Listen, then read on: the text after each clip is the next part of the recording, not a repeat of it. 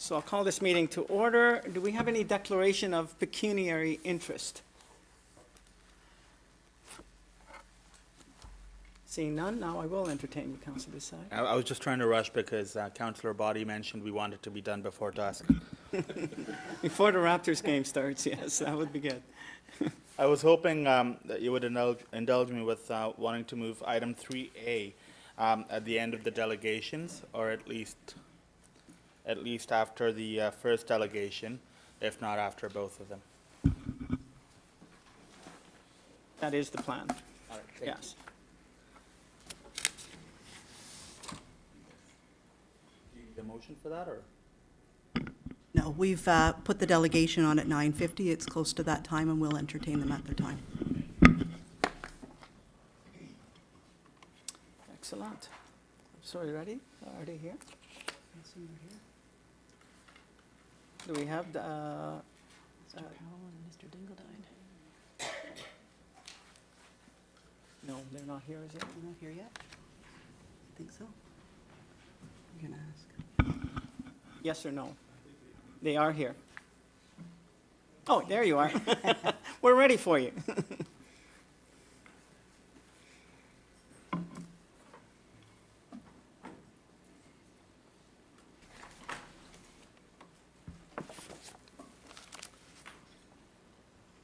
Morning, sir. Morning. Thanks for letting me address council. My name is Doug Dingledine. I live in Grey Highlands. I've been a long-time resident there. I come to you today to talk about a vital matter to citizens immediately in Grey Highlands, but really across all of Grey. To move forward here, there we are. So this is the area that I want to talk about. This is the main traffic flow at present. You can see, I don't know whether this, so the main traffic flows here are on 31. You can see coming in from the left at the top left of the screen and down. And you can see the main flow from Highway 124 coming north from the center of the bottom of the screen up to the corner there at Seahampton, and then on around to Collingwood. And you can see Grey Road 4 coming in from the bottom left and joining 124. What connects all of these, of course, is, I guess, yeah, this is not going to show on there, is 91, which is a piece of road between Grey Road 31 and Highway 124 at Duntroon. This is what is being proposed. You can see that the section of 91 that connects 31 to Duntroon is now gone and is being proposed to replace it with an upgraded side road 2627. The proposed restructuring of 2627 goes as follows. We should be clear that this is not going to be the equivalent of Road 91, which is a paved, wide county road standard. It will not meet, when it is finished, it will not even meet Clearview's standard for municipal roads. It will require as much as 2 meters of cut and fill at the top of the escarpment at the brow, to end up with an 11.9% finished grade on the center section. At present, that grade is 14%. It'll be a narrow gravel road surface, and it may never be paved. There's no proper allowance for drainage ditches on either side of the road, even though in the steep section it is the runoff is really quite severe. There's inadequate provision for snow removal, as you can imagine, in a narrow space cut between on the escarpment walls there. There's no place to clear snow. They have not allowed for that. There are multiple springs and seeps all along the entire length of that road almost that are going to have to be rerouted and dealt with somehow. And right now, they are continually washing out that road. The proposed road is going to go through a PSW, a provincially significant wetland, and through two protected Niagara escarpment zones. It'll also require the rerouting of a cold water trout fishery stream. The road, the closing of the road 91 itself is going to have quite a negative impact on a lot of our citizens. Daily travel to and from work, there's over 500 people in our southeast Grey that travel to and from work every day down the Road 91 route. With the closing of 91, EMS people will have to go from Duntroon all the way up 124 to Singhampton to get to where they go, and so response times are going to lengthen significantly. Farmers that farm in flats in the Stainer Flats area also rent land up in our area because we're a couple of weeks later than they are, so from an efficiency point of view, they can farm there, get their work done, then we're ready to farm, and they move their heavy equipment up to our area a few weeks later. The preferred route for that is up Route 91, that keeps that equipment off Highway 124, which is a long, winding, slow upward trip from Stainer. In recent years, the Grey Road 31 going down 91 to the 10th line of Clearview and into the west side of Collingwood has become a very popular route, and so that being disrupted is going to cause problems for many, many, many thousands of tourists that use that part of the southern Georgian Bay area. And not to mention all the personal travel time to doctors, shopping, and so on for residents every single day. One of the serious problems is going to be decreased security for our community. Part of Grey Highlands contracts with, or Grey County contracts with Stainer EMS for fire protection and other services.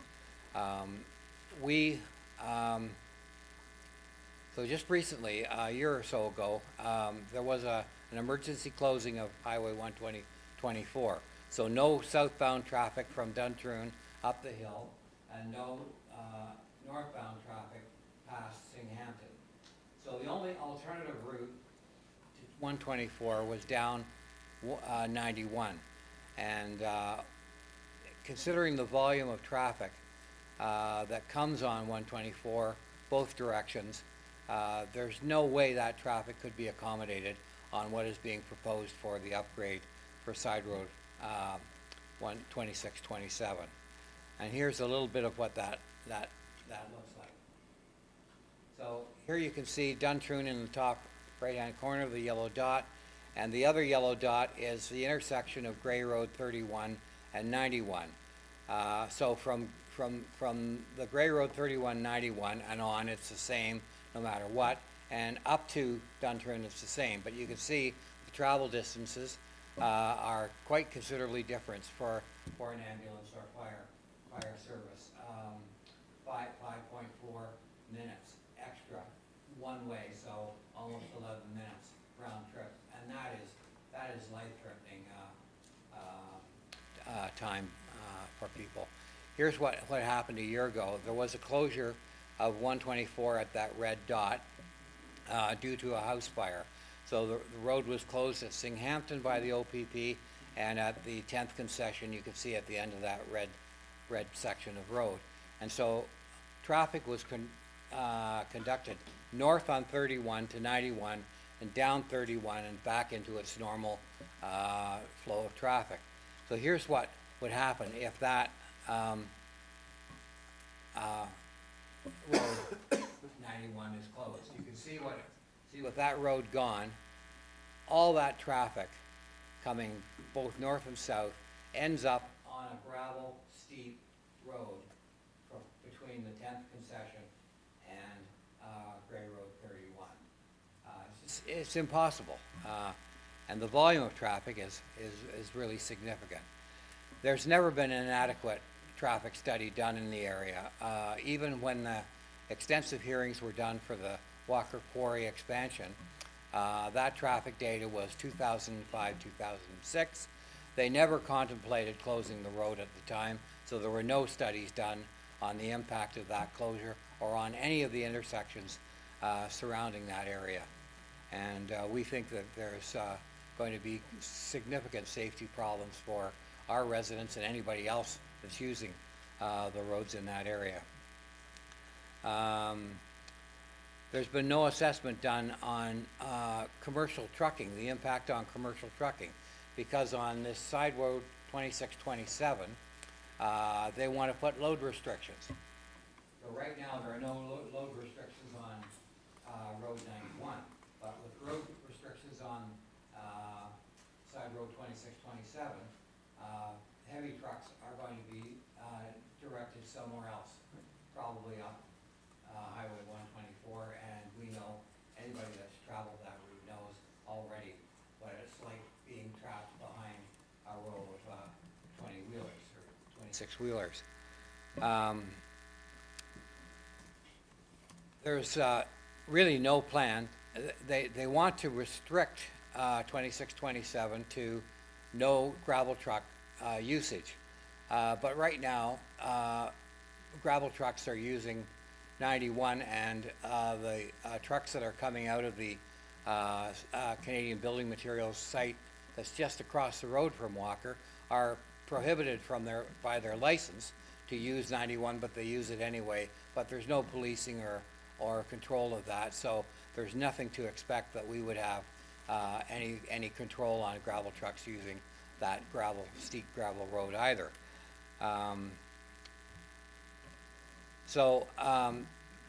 There's no assessment being done. So there's 1,600 average annual daily trips on Road 31 between Singhampton going north from Singhampton.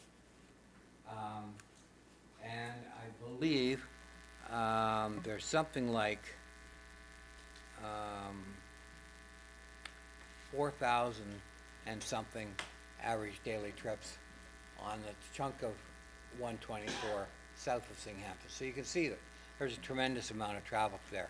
And this is what this looks like. So this is right out of Simcoe County's master traffic plan. You can see the bottom arrow. Where do those 1,600 units go? Where do they go? Do they go down the Pretty River Valley Road, which is ill-equipped to handle large trucks? Do they try and navigate down the narrow gravel road down the escarpment? What do they do? Do they go down 124? We don't know. Here's what our own I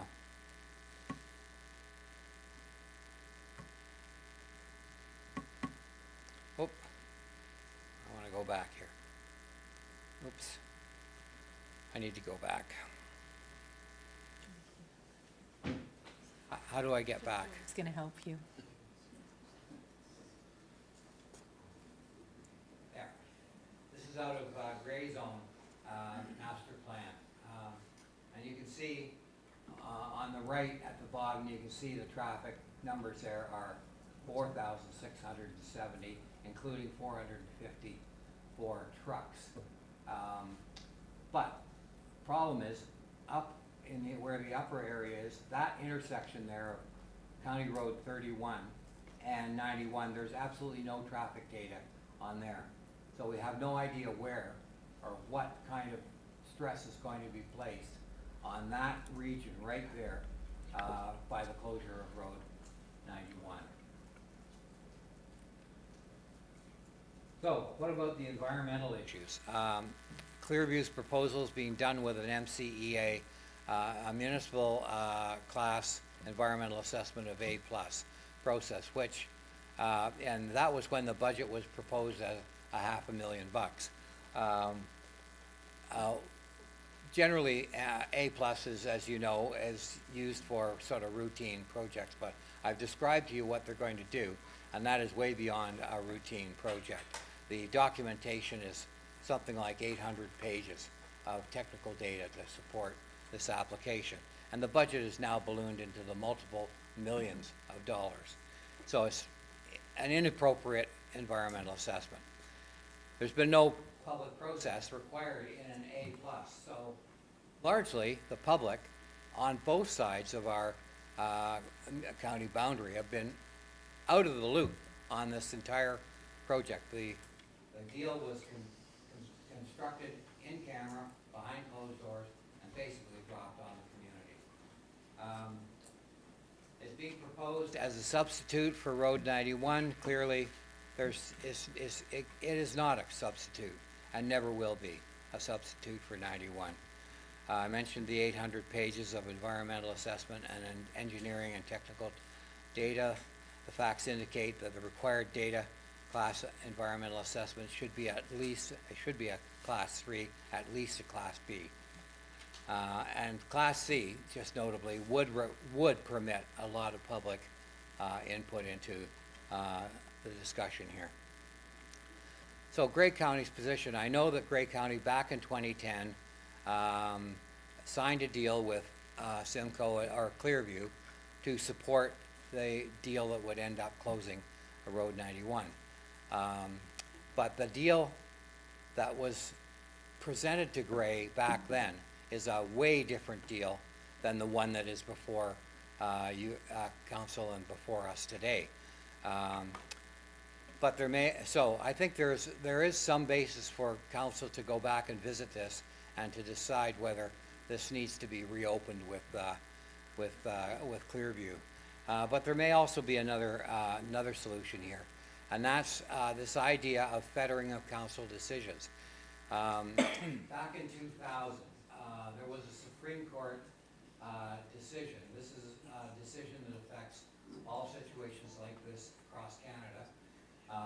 And Justice Louis LaBelle, and he wrote the decision, and he said that unless expressly authorized to do so, local authorities have no power to enter into an agreement, the effect of which will be to restrict or divest the legislative powers of succeeding councils in respect of any matter affecting the public at large. So basically saying the current case council cannot be hamstrung by a deal that's cooked up by a previous council. But significantly, he continued, he said, those in business know that dealing with a municipal government is different from dealing with a purely private corporation. And those businesses that do deal with municipalities build into their transactions a risk factor that they would not normally put there if they were dealing with a private entity. So, what are my requesting of you today? I would ask you to approach your county solicitor and ask whether this fettering concept would be a route that you could use to reopen your discussions with Clearview. I would push council here to have Clearview's NEP amendment application halted and resubmitted under a proper Class C environmental assessment, where we would all get a very clear view. For example, when Grey signed that deal back in 2010, there was absolutely no technical data that was presented to Grey so that they could make an informed decision. I would ask you to revisit the agreement with Clearview based on the expanded scope of the project. This is not just a small project, $500,000 project. It is now in the multi-millions of dollars and is going to have significant environmental impacts. And I would ask council to actively participate in the review of the Clearview application for an Niagara Escarpment Plan amendment to approve and upgrade Side Road 2627. Thank you. I'm open to any questions you might have. Thank you for your presentation, Mr. Dingledine. It's my understanding that Mr. Powell was going to be tagging on, and he is here. So I'll maybe ask him to do his little piece, and then we'll invite questions. comes after. Good morning. Good morning. Thank you, council, for giving me the opportunity to say a few words, and I'll try to be as brief as possible. I think it's important for you people to realize that this road that's going up the escarpment, directly up the escarpment, it's a direct route up the escarpment, which you won't find in many roads in the escarpment. The issue we have is with obviously is that it's a seasonal road, and in order to reconstruct that road, there's some major issues that we need to address. Mr. Powell, are we looking at Gray Road 91? Sorry? I'm referring right now to I'm sorry, side road 26 and 2627, okay? Okay, sorry. I beg your pardon. That particular road, there was an application made by Clearview for that road construction. It was a development application, which you have to do. When that was done, it was refused by Niagara Escarpment Commission by a vote of 12-1. And there would be members from the Grey County that were on that particular commission at the time. So there is some background there. And obviously that decision was appealed, and that's where we sit right now. In carrying out the additional work that was needed to support the appeal, Clearview ran into additional wetlands. Those wetlands are right in that road allowance. When that happens, what that does is trigger the amendment. So that's the reason that the amendment is required. Now, the road proposed by Clearview as an inter-county link between Simcoe and Currie County is a substandard rural road. It's the steepness of it is 11.87%, and the township standard is 6. But that's not really the issue. If you look at that slide there, you'll note that the slope on the hill to the right, you have to first of all, you have to provide a two-lane road up the slope. Now that's 3.5 meters plus 3.5 meters plus a meter on each side's shoulder. And then you have to go into a ditch slopes and back slopes, they call them. So you've got side slopes and back slopes. To try to accommodate in that, you can't do it using those standards. So it is a substandard road, whether we like it or not. In considering this, what happened initially, they thought the road would be a slam dunk at $500,000 to do it. And what they're finding now, because of the serious implications in trying to deal with streams, seeps, and very steep side slopes and cuts that are over 3 meters, fills that are over 3 meters, are raising the road up, and they have to put guardrails on it. So what's happening now is that road is now worth over $4 million. When a road's worth over $4 million, when a road has serious impact on the environment, it is not a Schedule A plus environmental assessment. So that is what we have actually asked the province for, a bump up of that request, and we need your support on that particular aspect. Now, I think Doug did a good job on it, but I'm an engineer, so if you have a table sitting in front of you and you take out one of the legs of that table, it may still stay up, but it's not as stable as it should be. And when you take out a major inter-county arterial road and don't replace it with a road that is at least an equivalent, you've impacted the whole area. And the growth that's going to occur here, the growth that occurs in this area, means that those arterial roads are really needed to look after the traffic that you people are going to experience. Now, what I'd like to do in conclusion is indicate that we have engaged expert witnesses. We've spent countless hours in reviewing the Clarkson documentation. And our review and recommendation have our board's unanimous approval. And we will be submitting to the Niagara Escarpment Commission tomorrow a report that's over 100 pages long, indicating that Clearview's application for a site-specific amendment of the Niagara Escarpment Plan should be refused, as should the development application of that road. It's time for sober second thought, I think, and we have requested NEC support for a bump up, that's what that's called, of the municipal class environmental assessment process to a Schedule C undertaking. Thanks for your support. Thank you for your presentation, Mr. Powell. And Mr. Dingledine, I didn't mean to dismiss you. You can stay, Mr. Powell. I anticipate there will be some questions, starting with Councillor Body. Thank you, Warden Hicks. Just a quick question. You said our board. What is your board that you're referring to? Just thanks. The Blue Mountain Watershed Trust Foundation, okay? Other questions? Councillor Bartnicki? First, I'd like to thank Mr. Dingledane and Mr. Powell for your presentation and your passion around this, because I'm a regular user of that route. And as Mayor Soever knows and chuckles, in weather like this, 3 times recently, I have been on 2627. And fear for my life last week when my cell phone went down when I was on it, because I didn't think I'd get back up. It's a pretty nasty little piece of road. I personally can't see how it can be turned. I wrote to the NEC last week personally, and I know that Mayor Soever has written on behalf of the citizens of the town, because we think we've got a lot more traffic count than is on that 15-year-old study based only on our development. The rest of Gray has considerable development that could be impacted too, so I'm in support. Thank you, Councillor Bartnicki. Councillor Soever? Yes, and just like to report the Town of Blue Mountains Council did authorize me to work with staff and submit a Part 2 order request, which is a bump up of the EA.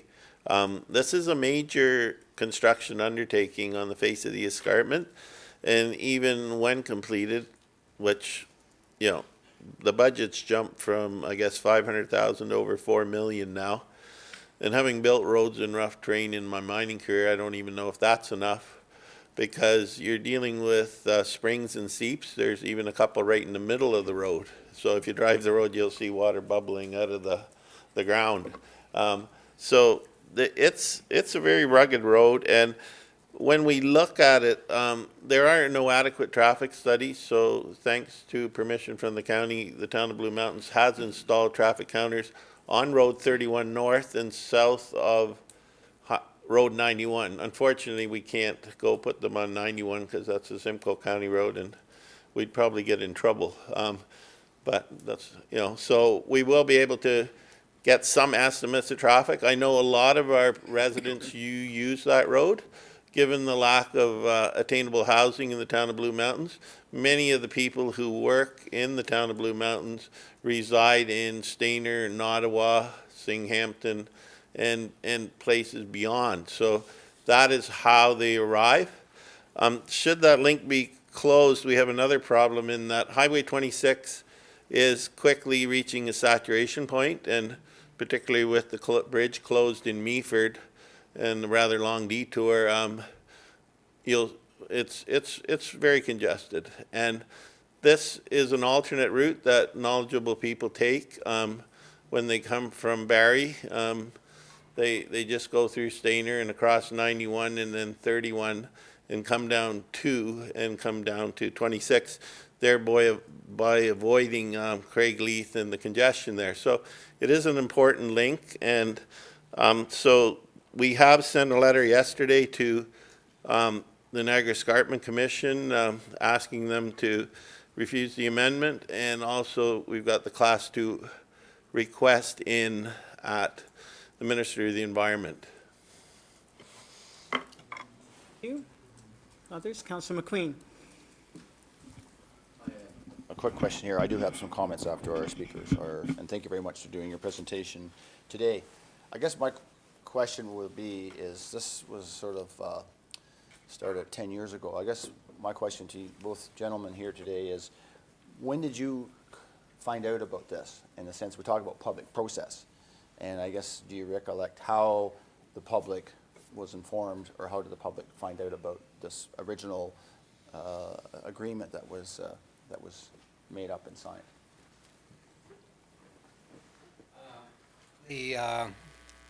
joint board hearing on the Walker Industries application to expand its quarry operations from the south side of 91 to the north side of the road began, I think it was filed in October 2008.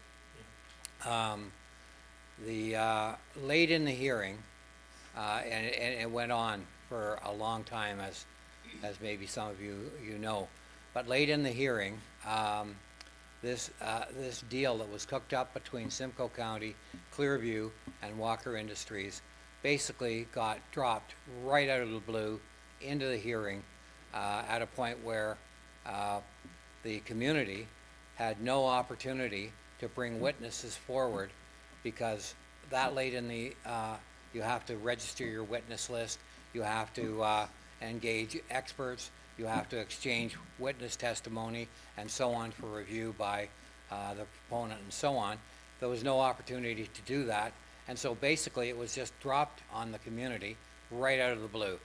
It was all conceived behind closed doors. We had multiple attempts following that to engage the Clearview Council in terms of getting information on this, but they were very, very closed mouth about the whole thing. So basically, late in 2010, and it's been sort of going on and off ever since. And when the development permit thing was turned down by the Niagara Escarpment the first go-round, I think people, citizens, probably thought the whole thing had just gone away. But it hadn't gone away. Clearview was working behind the scenes on another 2 years' worth of studies to try and bolster this plan amendment process. So, I don't know, does that answer your question, Paul? My question was around the part of how the public found out and the public participation in it, yeah. Mayor McQueen, I just comment, I attended the hearing a large number of the days, but particularly where it was involved in the environmental.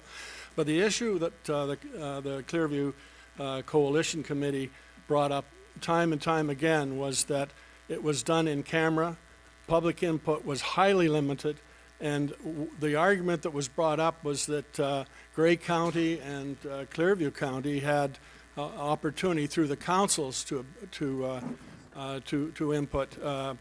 input the decision.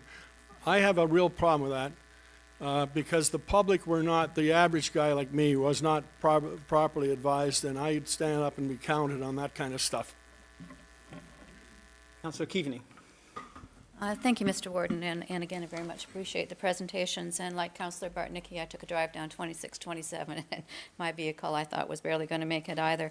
But I'm curious to know, as a councillor new to Grey County, if staff could share with us a little bit of the other side of the story. I mean, we know Walker Industries would then have access to the 66-foot road and 45 feet on either side of the road, and I assume that the gravel they would access there, the stone, would be highly, highly valuable. We know that they're a major supplier into Collingwood and Wasaga Beach, and we appreciate the growth that's happening. So I'm just curious to know, would Walker Quarries then be involved in the expense of upgrading 26 and 27? Where do they stand on this, and how important is access to that stone and gravel to both Simcoe County and Grey County?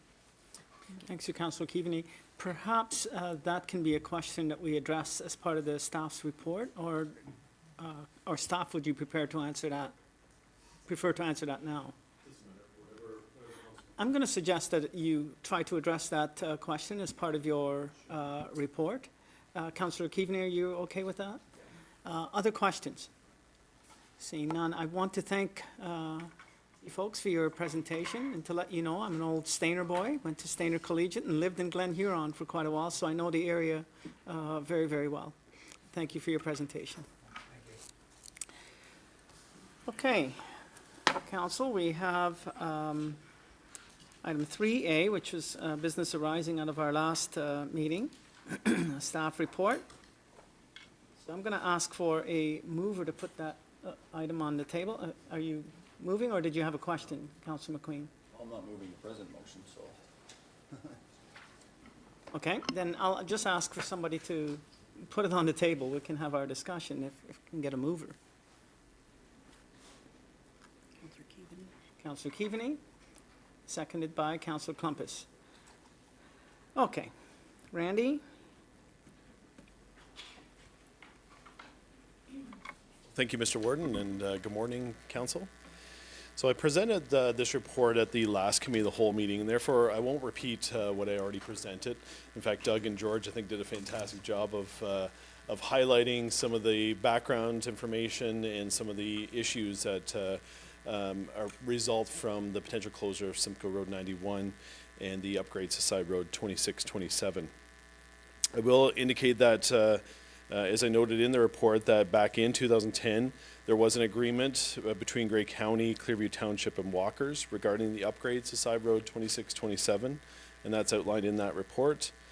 And I also noted as part of my presentation 2 weeks ago that Grey County is not the road authority with respect to Simcoe Road 91 or Side Road 2627. So it puts the county in an interesting situation in terms of trying to indicate council's interest in terms of wanting to at least have an equivalent road in order to continue for the road network and the traffic patterns that exist today, but we're not the road authority with respect to those roads.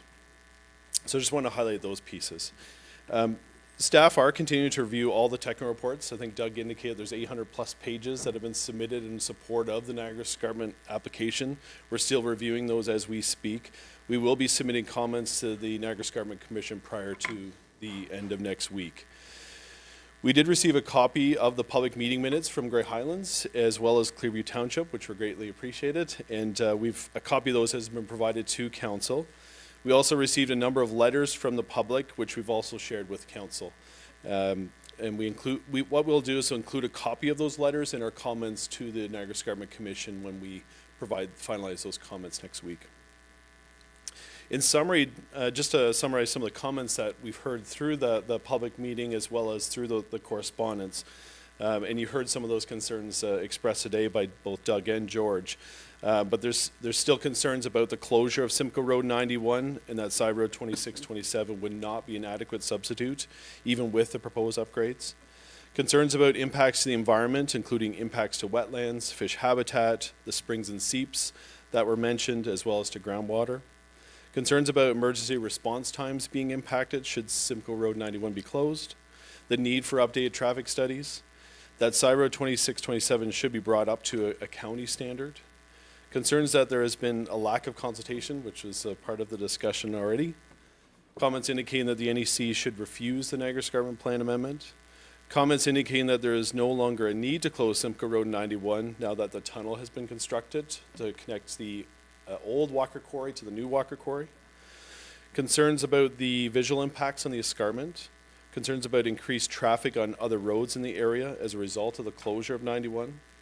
Concerns about increased travel time, and concerns about the impacts on trucks and commercial vehicles that cannot use this road during load restriction periods, as Doug mentioned as well. As Doug noted, there's been extensive amount of environmental work done by Clearview Township in order to support the proposed Niagara Escarpment Amendment application. It does raise the question on the appropriate level of the municipal class EA process required in order to properly assess alternatives given this new environmental information. So no doubt there is new information that we have now that we didn't have back in 2010 when council passed this agreement. If Committee of the Whole passes a motion today, we can include that in our comments to the NEC. So that's just something that if council wants to pass a motion, or Committee of the Whole, sorry, pass a motion, what we can do is attach that or include that as part of our comments to the Niagara Escarpment Commission. So at this stage, what we're recommending is that the previous staff report just be received. It was just providing some background information primarily. And like I said, if committee wants to consider another motion, dealing with that as a separate motion is what we're suggesting or recommending at this stage. In terms of the question with respect to Walker Aggregates involvement, so they would be involved in contributing to the upgrades to Side Road 2627. I think initially, that was at least up to 50% of those road upgrades will be paid for by Walker Aggregates. I don't know if there's been any further discussions between Clearview and Walker's now that the price tag has increased quite significantly from what was originally intended. But Walker Aggregates would no doubt be involved in contributing to the upgrades to Side Road 2627 if the Niagara Escarpment Commission approves the amendment in order for them to proceed.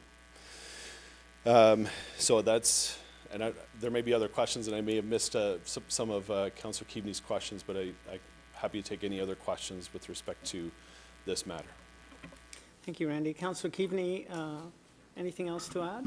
Mr. Warden, thank you. Yeah, the rest of my question really revolved around the importance of this access to gravel and stone for Grey and Simcoe counties.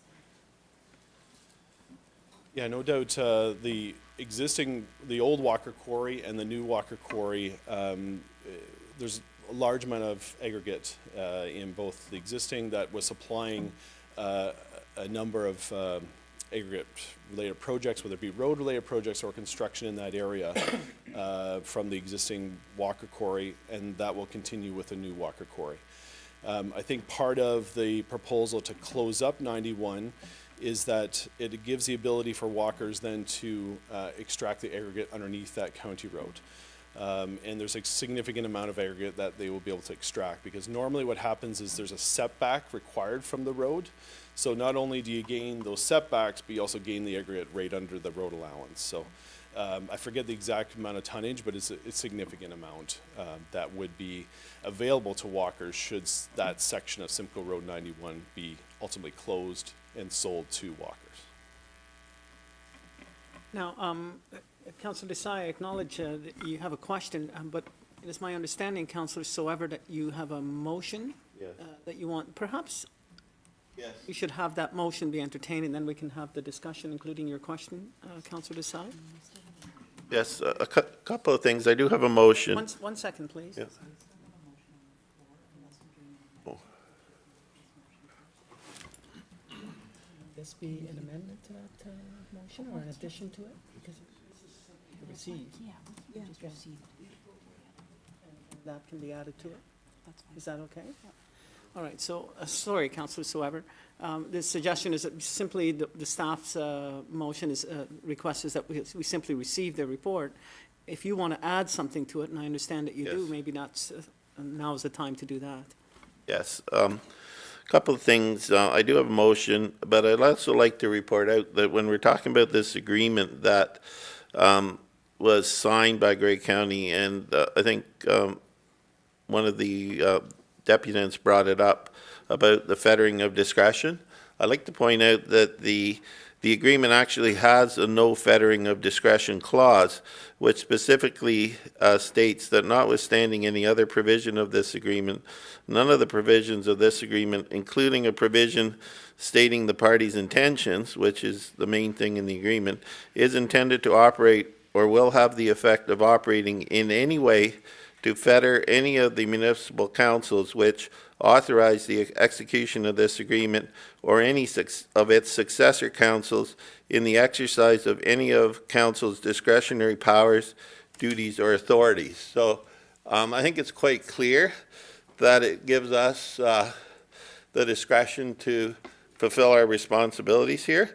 And so therefore I'd like to propose the following motion.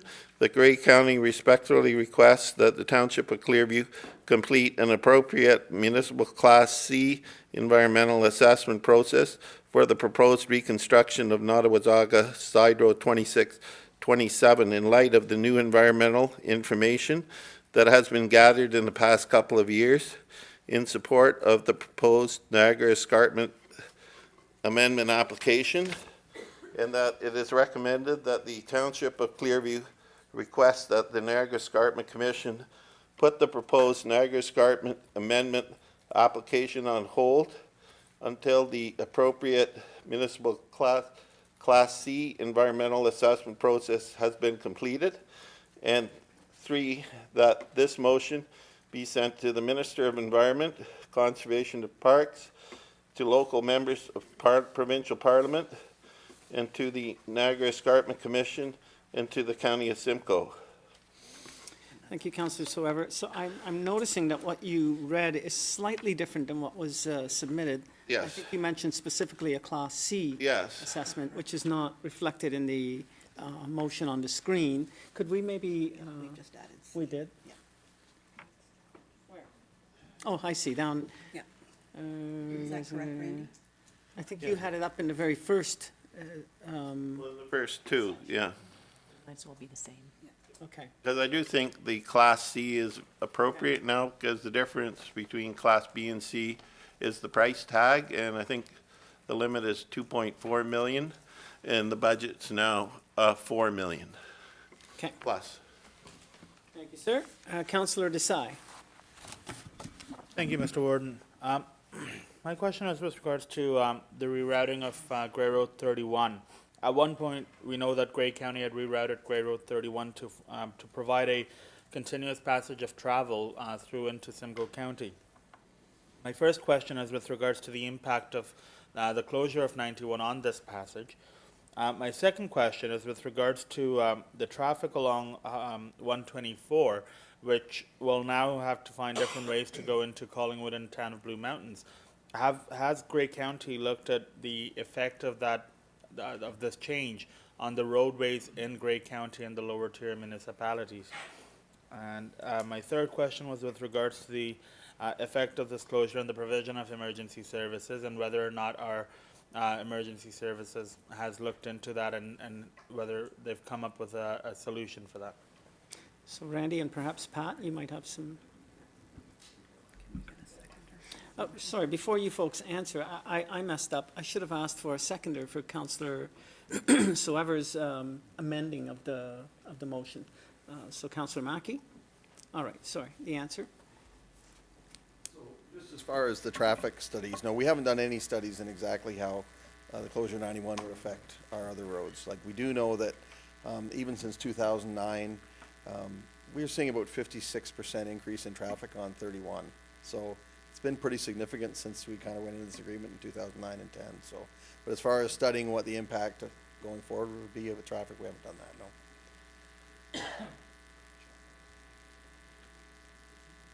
Yeah, it's EMS?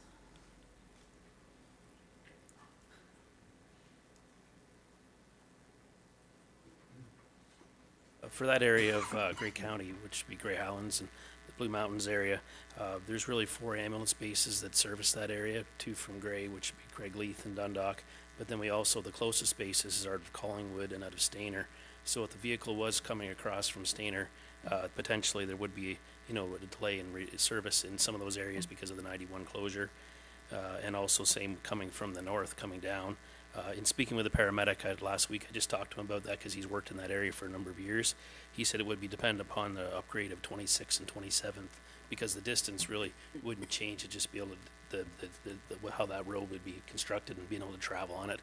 That's one of his concerns. But he said if it was upgraded, the distances wouldn't change. So, but there would be an effect definitely if it was coming from the east from Stayner. Sorry, and Pat, I believe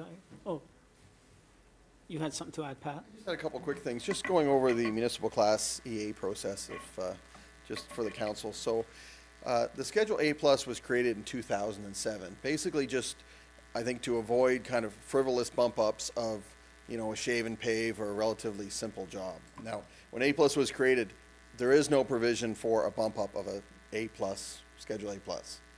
And that was just so all these simple projects didn't get tied up with these higher level assessments. But there is a lot in this document about, when there's environmental issues, the dollar amount of a project, that probably, it's a self-regulating program. I'm not gonna tell anybody what their schedule should be, but it is hard to kind of read through the EA document and think it would be an A+. I know from ourselves in a municipality, you'd feel like you were maybe not quite going as far as you should, as far as public consultation, research, the reports. Now, whether it needs to go from a B to a C, even if it went to a B, there's a provision for a bump up to a C. The C is, quite a jump from a B. We do quite a few Bs. We haven't done a C in quite a long time that I'm aware of. But A+ is typically what we do for our shave and paves and our pulverize and paves. where we're basically same use, same capacity, same location. With 26, 27, you could argue that, I guess you can kind of sell it as an A+ if you think it's the same capacity. I've been on that road. I wouldn't want to meet another car on it. It's hard to say it's 2 lanes. I think you're basically saying you're increasing the capacity. You kind of have to. So even though there is no real bump up order for us to bump it up from an A+ to a C, it says kind of in here too that the council should be notified, because really when it gets the A+, it's with the councils. So that's, I think you've got that included in the motion, so. Okay, Councillor McQueen. Well, thank you, Mr. Warden and County Council. And I guess I do have a number of items to raise here that I'll try not to repeat what's been raised already. But I think going back to Kevin's comments with EMS, I think it's fair to say that if the road was brought up to a similar or a county road standard, there wouldn't be a problem with EMS. But that's the key. To what standard is it going to be brought up to? Just as a side, it is vertically challenged, and you do know with regards to, maybe it's more than 6 months now, we get winter, and between snow and ice of a road that's vertically challenged between 11 and 14% could be an issue with servicing, in the sense if that road is now at, from a county road standard down to I think it was mentioned even below a municipal standard. So we got to always match apples to apples. I think it's very important at the very point of this is why we are here making this conversation today is we were circulated. We are part of the circulation that was circulated from the Niagara Escarpment. So we are here to make a decision. I think it's also important to note that 56% increase on Grey Road 31 since it was developed is quite a change. Anything that has, from an agreement that was crafted in 2009-10, to have see a huge increase to 56%, I think certainly reflects maybe the part that the Mayor of Blue Mountains has mentioned about our purpose in making decisions, and that we're not held by a previous agreement only from the simple fact that the information has changed. I guess I asked the question of the presenters about the public process, or lack of.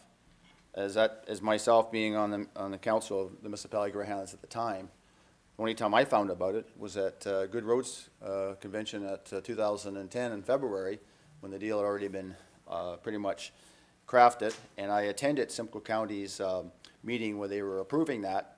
Went to Simcoe County's meeting. We were there. They went in camera, approved it, came out and said they approved it. No public input. And I guess a quick question in the sense of, obviously this was in camera at the county council at the day. Certainly, I don't know the provisions, and I brought this up before.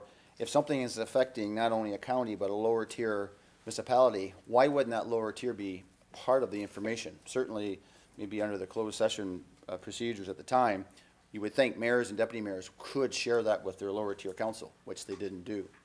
And so, again, no input from the municipality of Grey Highlands. At the time when it was raised in a public process from information that myself and another councillor had received, and certainly brought it out. And certainly then we, as the municipality of Grey Highlands, in the late day, were somewhat included, but we certainly weren't. Our motion, and it's still on the books of the municipality of Grey Highlands, is if you're going to replace a county road, then you replace it to a similar standard of a road that you're replacing to keep the same traffic flowing.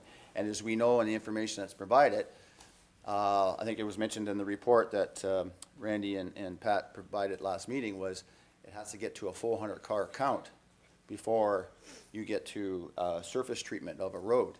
And on a vertically challenged road, if you don't surface treat a road right at the beginning, you know what happens on a vertically challenged road. It doesn't stay smooth and flat anymore. It becomes rutted, as you saw in that picture there. So then you're diminishing the part of traffic counts. I think also in the sense jobs, I know from a Clearview's perspective, or maybe Simcoe County, and it's been reviewed that, or been commented that it's not our jurisdiction, but there's a lot of traffic that moves back and forth, no different than from Hanover to Walkerton, no different than any other areas of our county where people move from one end to the other. And in 2003, there was a report, and approved by this county council at the time, along with Clearview, or with Simcoe County, that for the realignment of 31, which was the old Pretty River Valley Road, to hook up to 91, was that movement of traffic.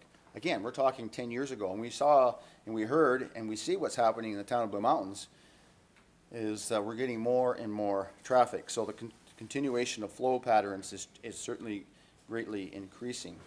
Just by last NEC meeting last week, there was a discussion paper with regards to the environmental assessment program. And one bullet was presented by Nancy Mott, who is also part of this process through the NEC. One of the bullets that she had in her discussion paper there are different classes of EAs.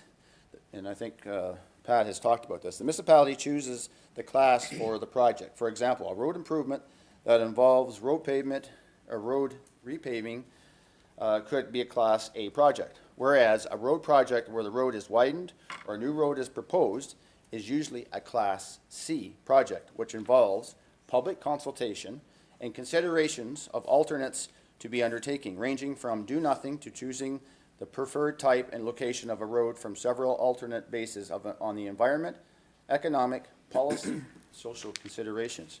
I know the province is now doing a review on their environmental assessment, what is an environmental assessment, and they're doing a review on that. And it sort of says an environmental assessment is an environmental planning and decision-making process that studies and documents the potential environmental effects of a project and allows interested persons to comment on projects that may affect them. Once an environmental assessment is completed, the applicant uses the information to make decisions on the project and moves on to any subsequent environmental permits or approvals required. Over time, the process has become more complex, requiring an analysis of social, economic, culture, health, and environmental factors, which we know this amendment is talking about an environmental change or an amendment to a natural heritage designation in the Niagara Escarpment. It also says the Environmental Assessment Act provides for the protection, the conservation, wise management of Ontario's environment and generally applies to projects by provincial ministries, municipalities, and public bodies.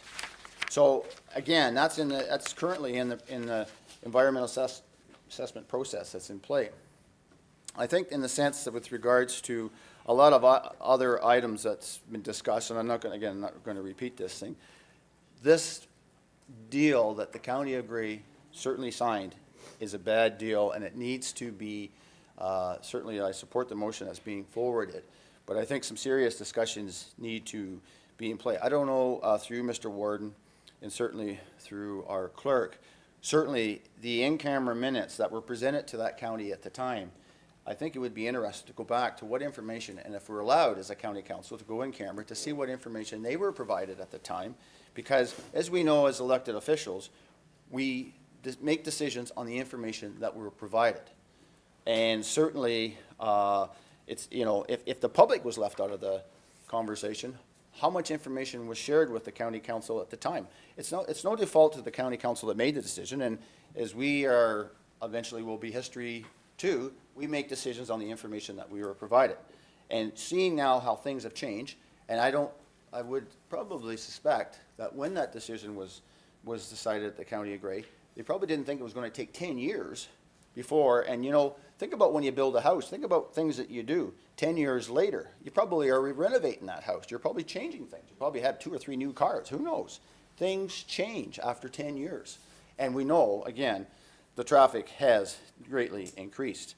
So I guess, Mr. Chair, I certainly will support, you know, I hope the County Council will support the amendment or the motion that's has been added to the part. And I think further discussion needs to happen in the sense of us taking a stronger position on this as the County of Grey, because this doesn't make sense to take traffic that, as we saw, 1,600 car counts north of Singhampton.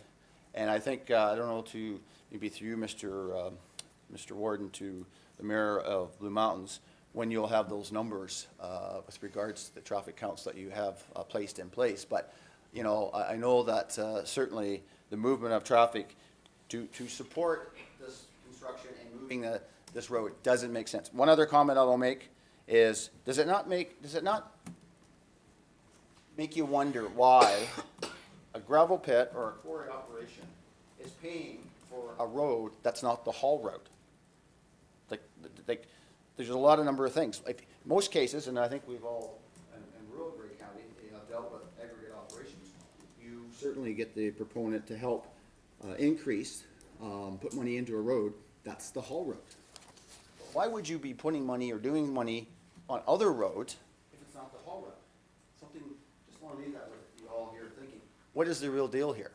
The tunnel is in place, and I understand through the hearing, the final hearing minutes of, I think that was almost a year of a hearing through that, through the aggregate. And this is not an issue about the aggregate. The aggregate operation is in place, and they've moved on to the north side. But with that tunnel, as I understand in that information, eventually, as they complete or excavate a certain area on the north side, they will move all their equipment and continue on shop. Right now, they use the tunnel to move their equipment or their stone. They process it here because the infrastructure is already here. Eventually, the tunnel is to be closed up, and that quarry will fill up with, it's going to be a lake. That's the whole end result of it, is going to be a lake. I don't think I'll be swimming in it, because I think it's 30 years before it fills up. But certainly, that is the plan.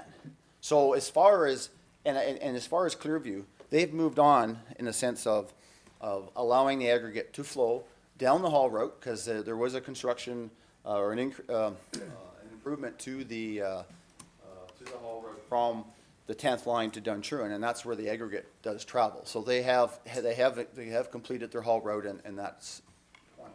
So Clearview has allowed the walkers to continue on, to move on. The tunnel was built. Really, what is the real reason the need to close that road when it's now being served is what it is, has always been served, is a thoroughfare from Gray and Simcoe County. Thank you, Councillor Councillor McLean. Councillor Soever, I'm just going to make a point before you make your remarks. I don't want to stifle conversation, but we have one heck of an agenda today.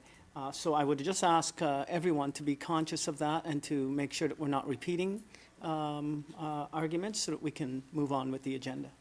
Councillor Soever. Yes, I'd just like to address maybe Councillor Keaveney's comments about the aggregate and Paul's comments about the uses.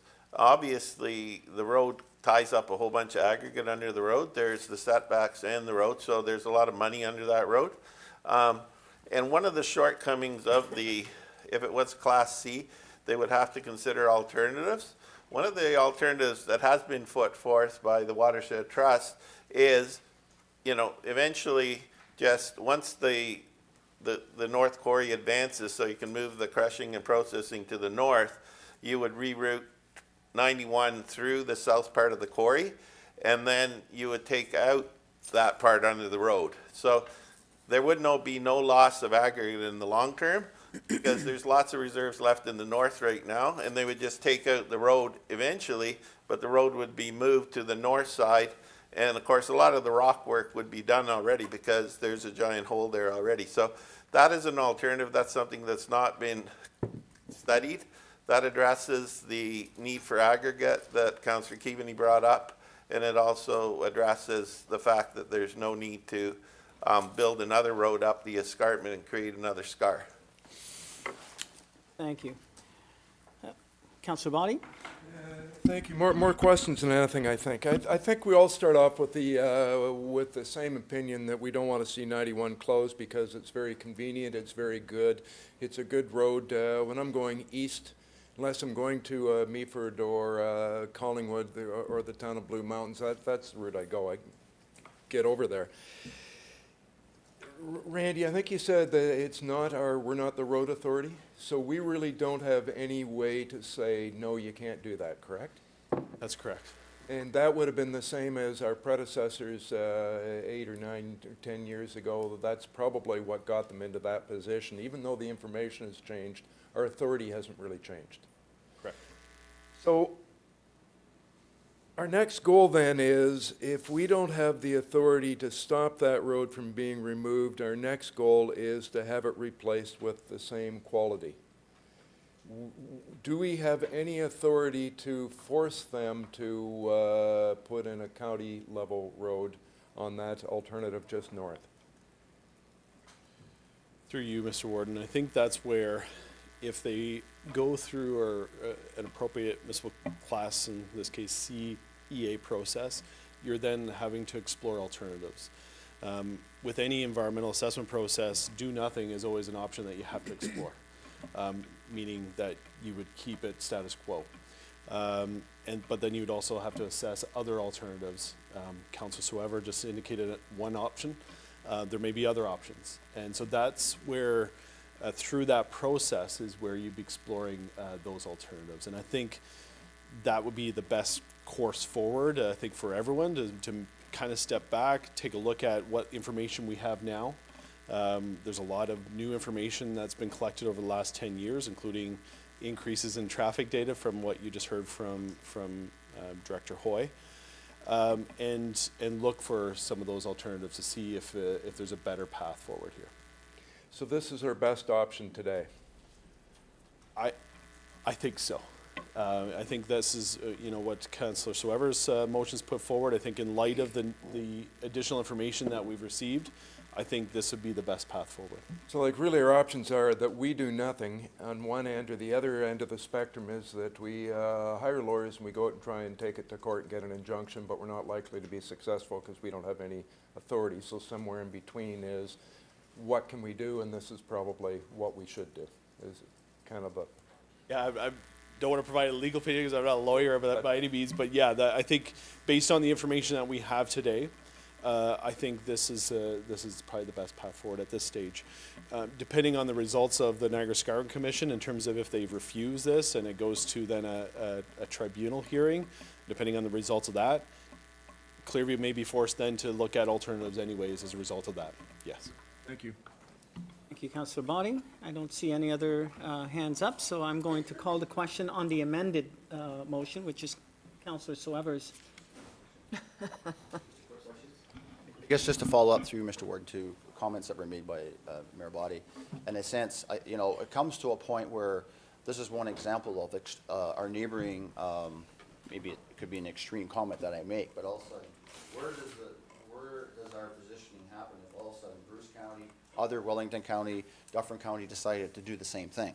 It gets to a point where I think that's where we go to the top, which is the ministry, which is the province. And as an example, I think the megacore that was happening down in Wellington, certainly from public outcry, and they certainly changed the dynamics of what they were required to do, and a lot of different other projects that have happened. So I guess it comes to the point is where does it become singular to a county issue, or where does it become more a regional conversation? And I think doing the Class C then opens up that look at the regional part, because, as we know, as municipalities within Grey County, we do our own thing, but, you try to work with your neighbors, and then also counties try to work with counties, and we have RTO 7, and we talk about tourism and economic through RTO 7, which is Bruce, Grey, Simcoe.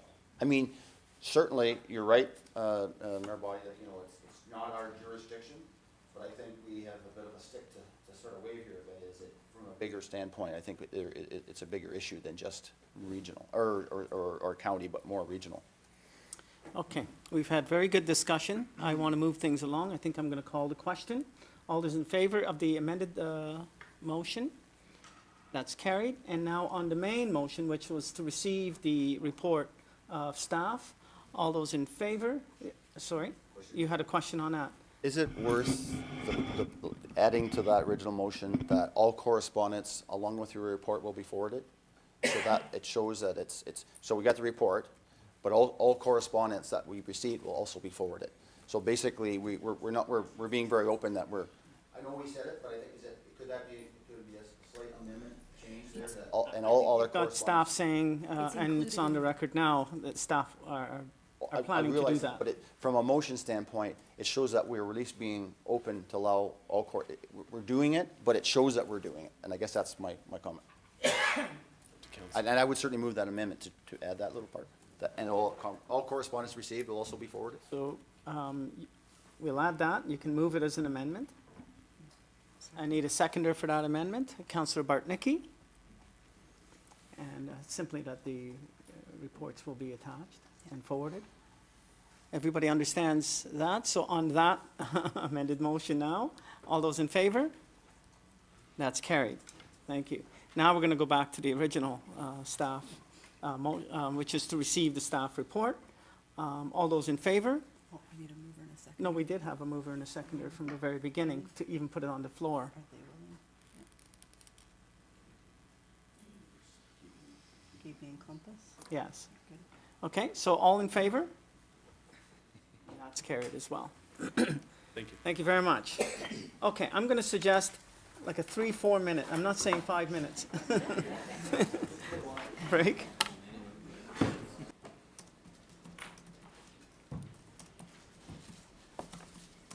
Good morning. Thank you, Kevin. I would like to thank the committee for having us here this morning.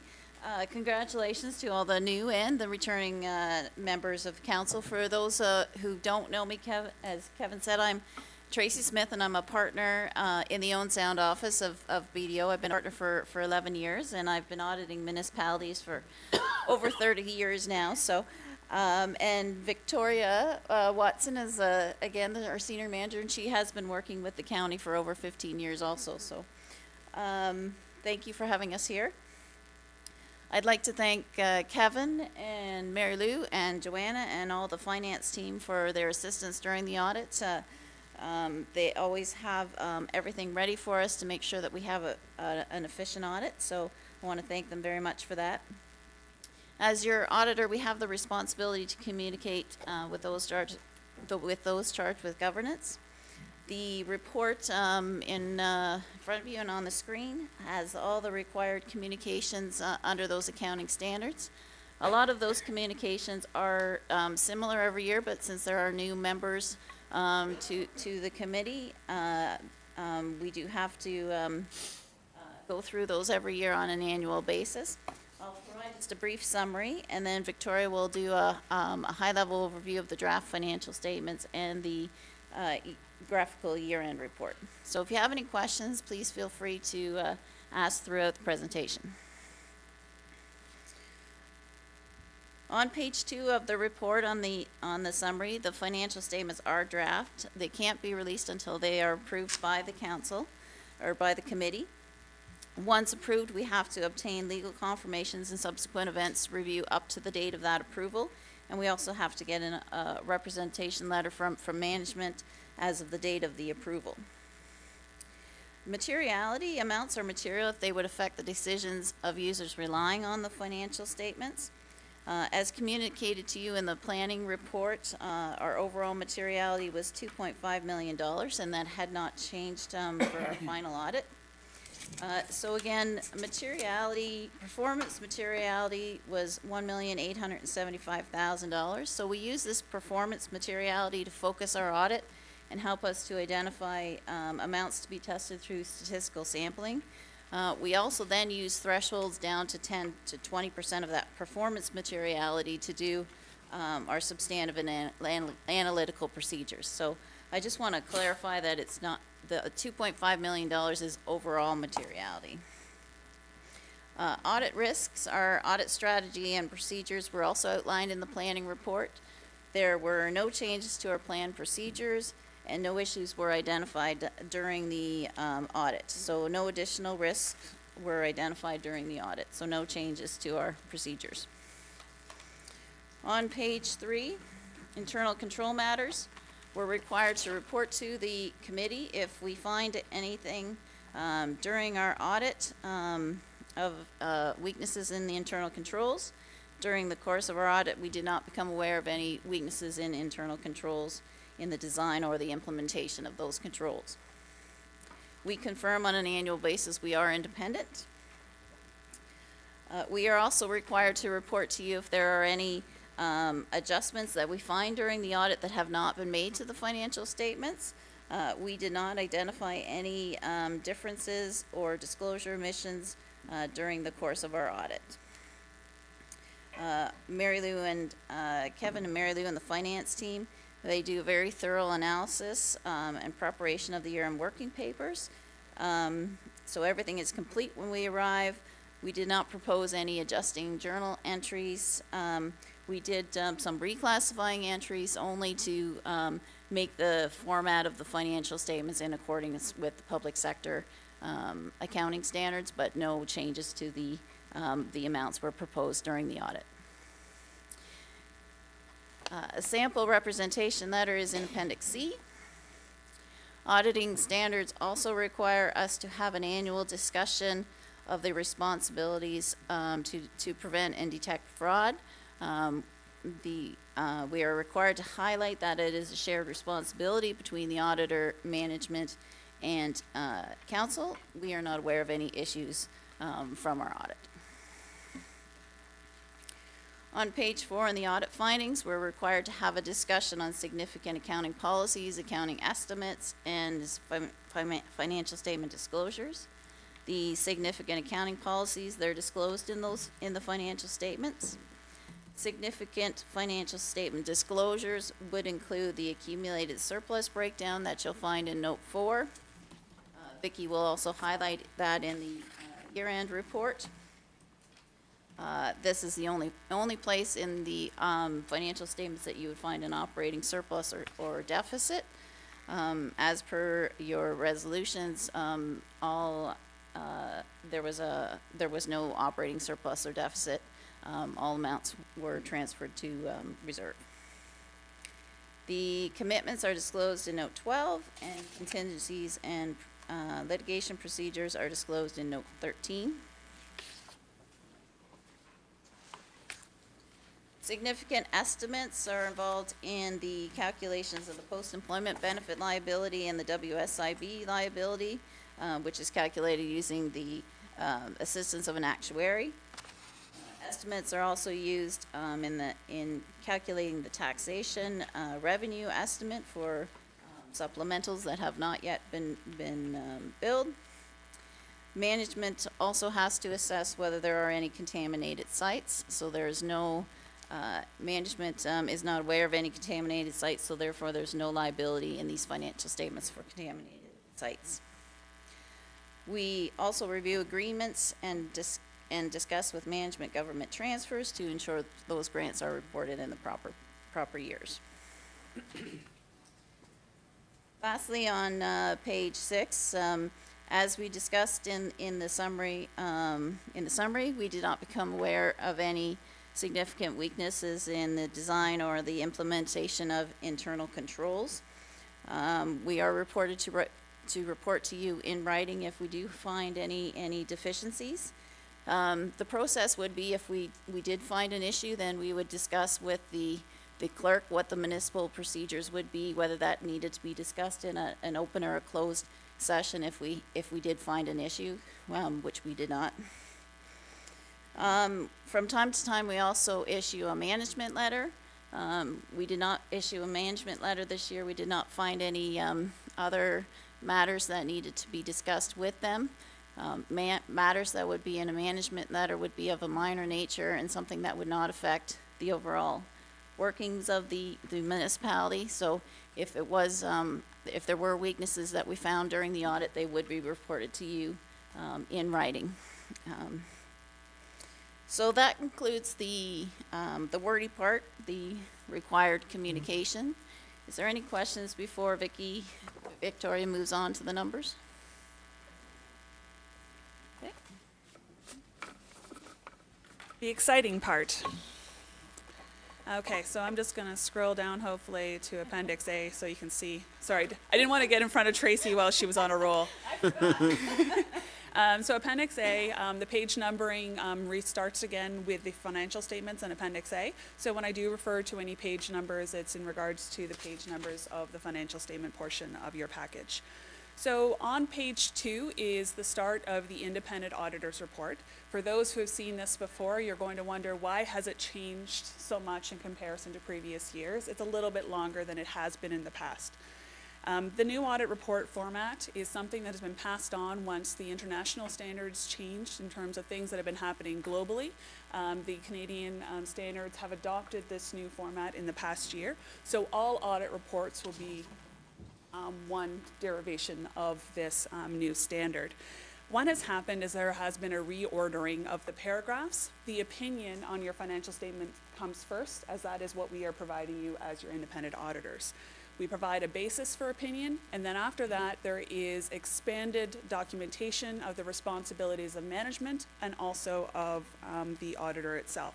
So that detail is provided. I won't go through all the paragraphs of this report, but I will point out that we have provided a clean audit opinion in that first paragraph, and that is the highest level of assurance that we can provide to you today. We have dated this draft with today's date in the hopes that the committee will approve the acceptance of these draft statements.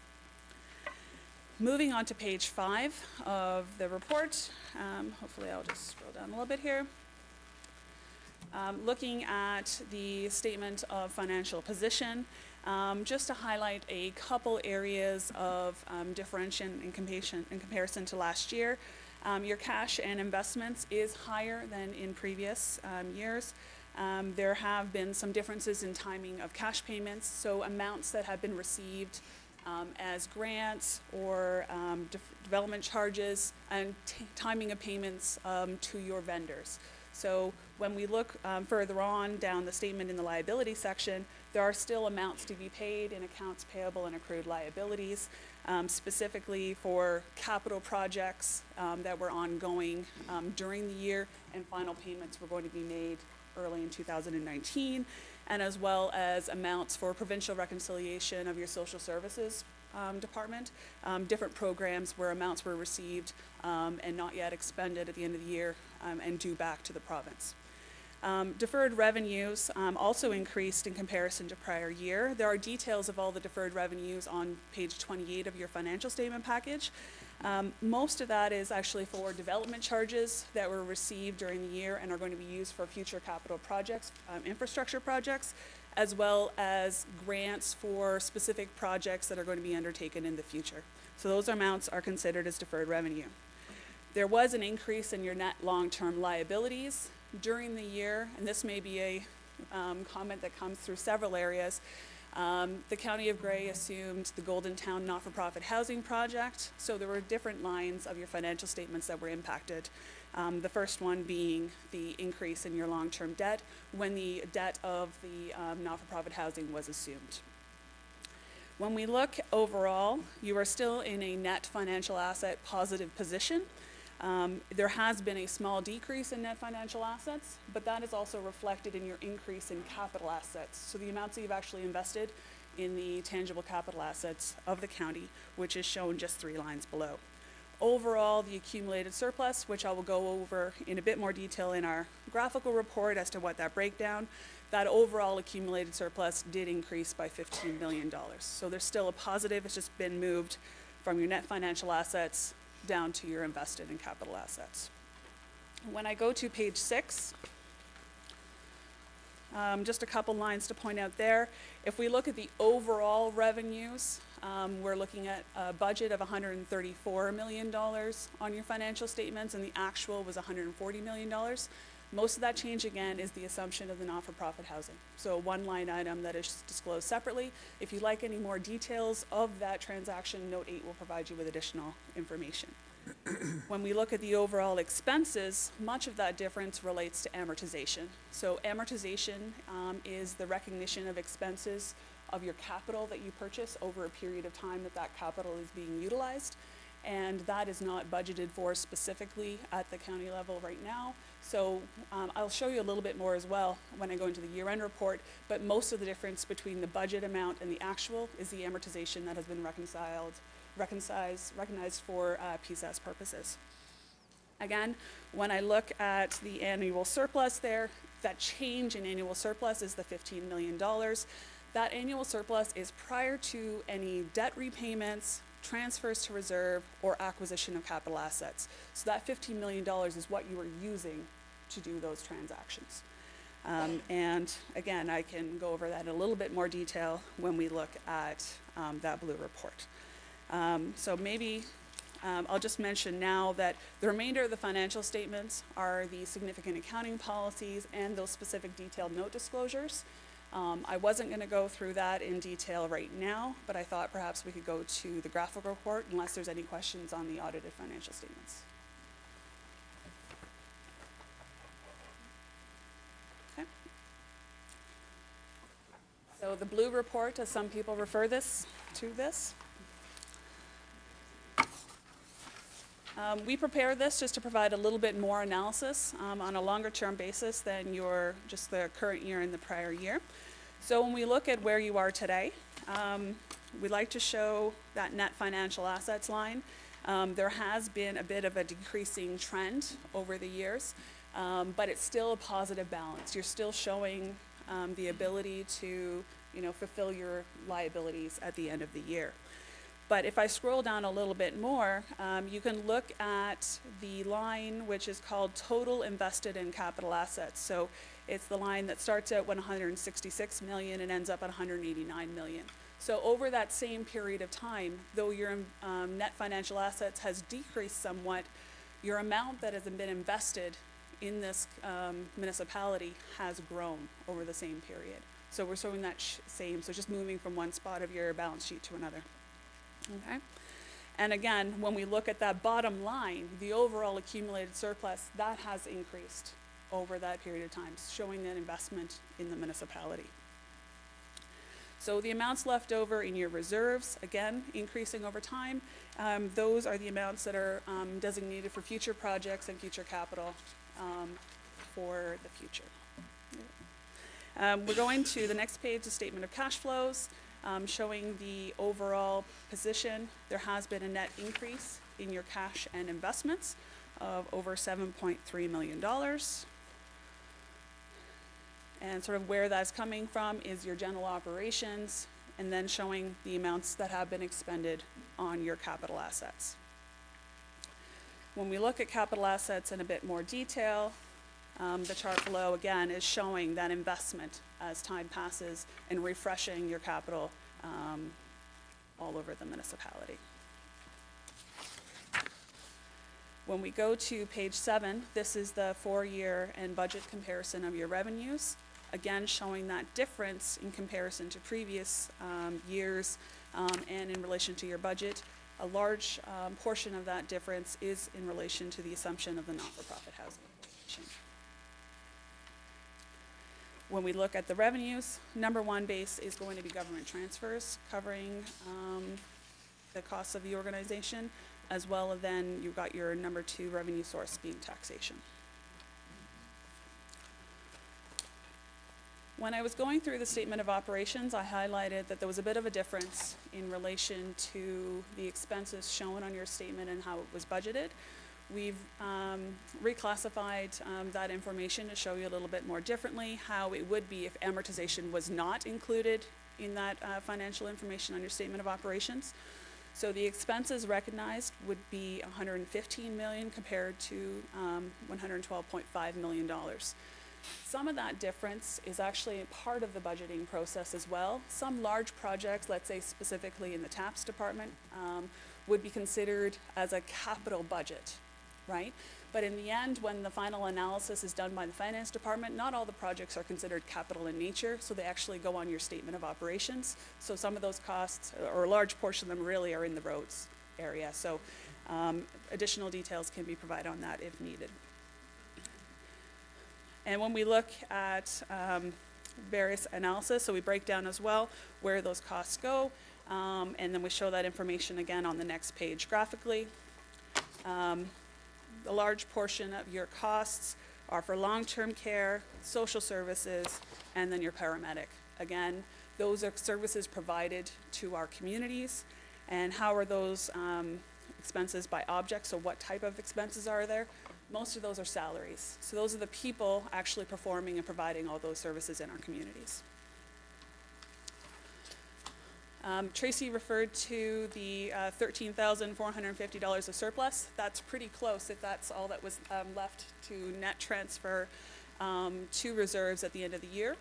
This schedule was provided by management and may be similar to information you have already received, just showing those reserve allocations between the departments and the net result of $13,450 that was transferred at the end of the year. So what do you have for the future in those reserves? It's the $48 million. Most of that is for capital purposes, with some other amounts for current insurance costs and your working funds. And then as well, additional information on those obligatory reserve funds, which are included as part of your deferred revenue. So increasing during the year of development charges, and then as well your federal gas tax, some utilization this year in excess of the amounts actually spent, so. All right, so that is our little blue graphical report. If there's any questions on the exciting numbers part of the presentation, I again would like to thank the staff, echo Tracy's comments. I actually like to use the county staff as an example for what I'm saying of how good working paper packages can be whenever I speak to some other clients, sort of give them the example of the great working papers that I have here. My staff actually very rarely have to ask any questions because everything is already in the binders that are provided, so I just want to say thank you as well.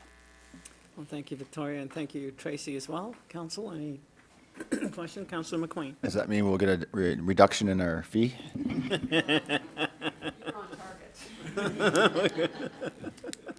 And Councillor Desai. Thank you, Mr. Warden. Just a couple of quick questions. My first one is in regards to the reserves. At the bottom of the page. What page are you referring to, just to, that's all I'm Page trying- 11 on the year-end report. Okay.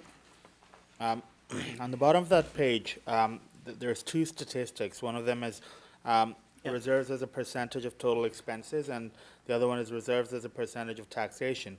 From 2014 on to 2018, reserves as a percentage of total expenses has fallen about 10%. My question through you, Mr. Warden, is what is a healthy state of reserves, especially considering that right now we're living in times where provincial governments are making cuts or downloading, whatever verbiage you want to use, and we might have to look towards those reserves in order to stabilize the tax rates. So does Grey County currently have a healthy state of reserves to accomplish that? So Councillor Desai, I have to agree with Councillor Bartnicki on your math. Where am I finding the 10% in change?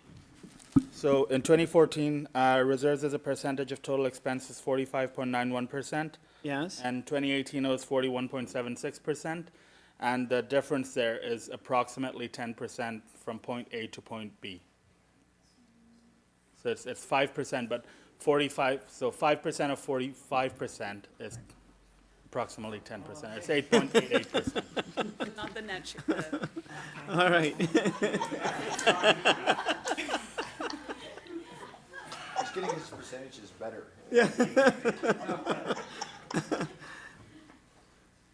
Any answer for that? Kevin?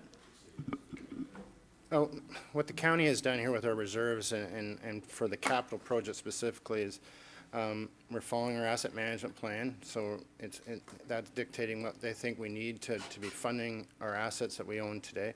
As well as we undertake building condition assessments of all our facilities and stuff, which shows the major components, their life cycles, and when those will happen to be replaced. So, for example, a roof project that might be $1 million that we don't get to a budget year, that the roof staff are saying when they've got pails inside catching water and we don't have any money. So we're using those, and those BCAs have a 30-year projection that, and we then, those are forecast into a reserve schedule to show what we have reserves now, when those expenditures happen in the future years, and what our contributions are, and does it go negative or positive. We don't mind if they go negative for a short period of time, because we can use other reserves to capture that, but we try to make sure we don't see a period of multiple years of red that is a negative. So we're trying to use those all in combination together to, I do as a project need to do a reserve fund policy and establish some thresholds of where those reserve balances should be for council to consider, so. I'm sorry. The other thing too, some of this decrease as well as we were building up reserves for the administration building to be built. So you should see some of these reserves dropping as we actually are investing in those capital assets. And I think you'll see that we have been shifting the net financial assets into our TCA. So that's seeing that shift happening as well. So sorry. Councillor Desai? Thank you, Mr. Warden. Thank you, Kevin, for that response. Further to that, should we, as councils, proactively be looking to put away funds to a reserve sort of to look forward in the event where we do get cuts to government transfers, as we are possibly going to see coming through. I think with our operating reserves, we've always tried to do that and prepare for that. It's been it's funny how today we're talking about putting money away for that. In the past, I've been challenged, why aren't we using that money? So it's just a different perspective, but yeah, and what limits should those be? That's what we need to really get a handle on a policy that would describe how much operating reserves you need for things like that, deficits and stuff, that those surprises. We do have what we call a one-time funding reserve, which I call, it's like our tax stabilization reserve. That was part of our investment policy, where anything over a 1% in income from our investments would go into the one-time funding reserve, and that would be to help stabilize things where we have things we weren't planning to come up that we could help fund. It was a reserve then that could help offset those deficits or those problems that we were initiating, or projects that come up the council felt were necessary to invest in. For example, they used the one-time funding reserve for the hospice. They made a donation of $200,000 out of that. So that's another provision we've put in there, is that tax stabilization or that one-time funding reserve to help with stuff like that. Decide. Thank you, Mr. Warden. My next question is also around reserves. That's on page 28 of 50 of the first report that we looked at. It was, where is that?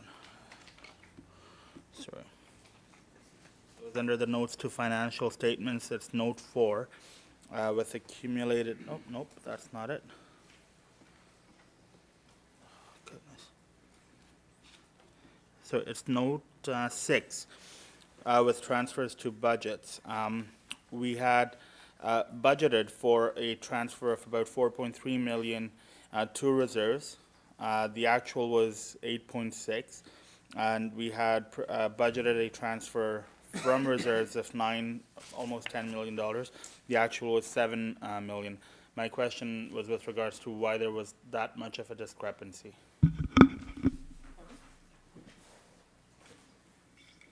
A couple of those things are due to the Golden Town acquisition. For one, was they provided us $2 million in cash, which is really their reserves for that building.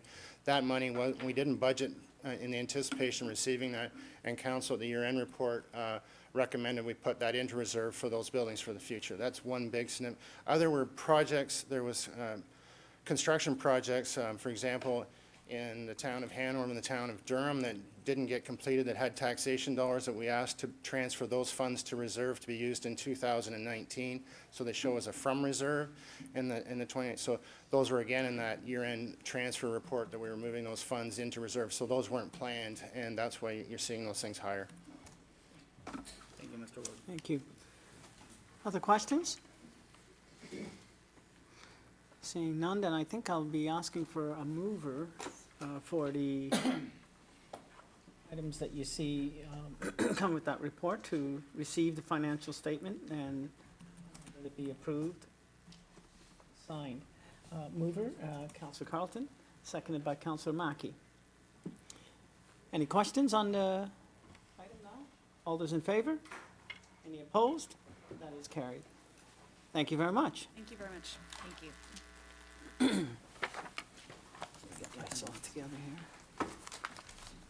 May I make a few comments?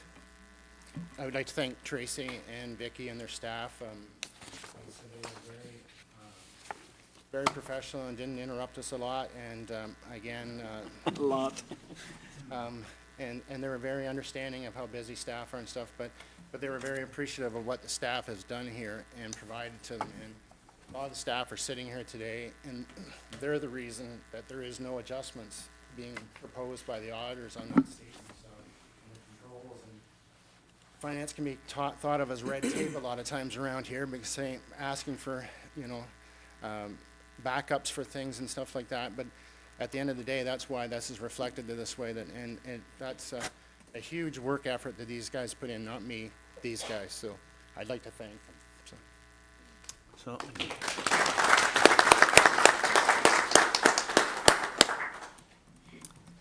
Folks, Moving on, we're moving out to the consent agenda. Is there anything that needs to be, have separate discussion, needs to be pulled?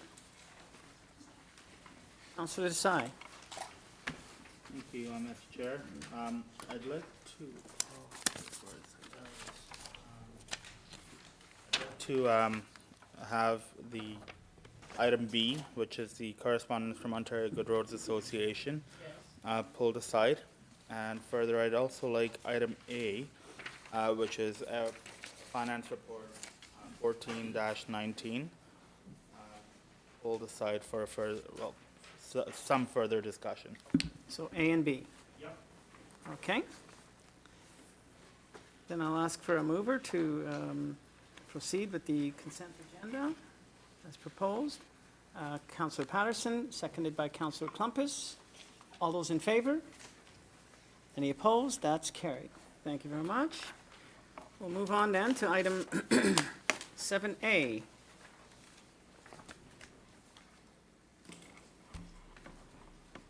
Impacts on of the provincial budget. Kevin, you're on deck. I'll ask for a mover, please, to put the item on the table. Moved by, sorry? Councillor DeBreen? Yeah, thank you. Councillor DeBreen moves, seconded by Councillor Keaveney. Kevin? Thank you.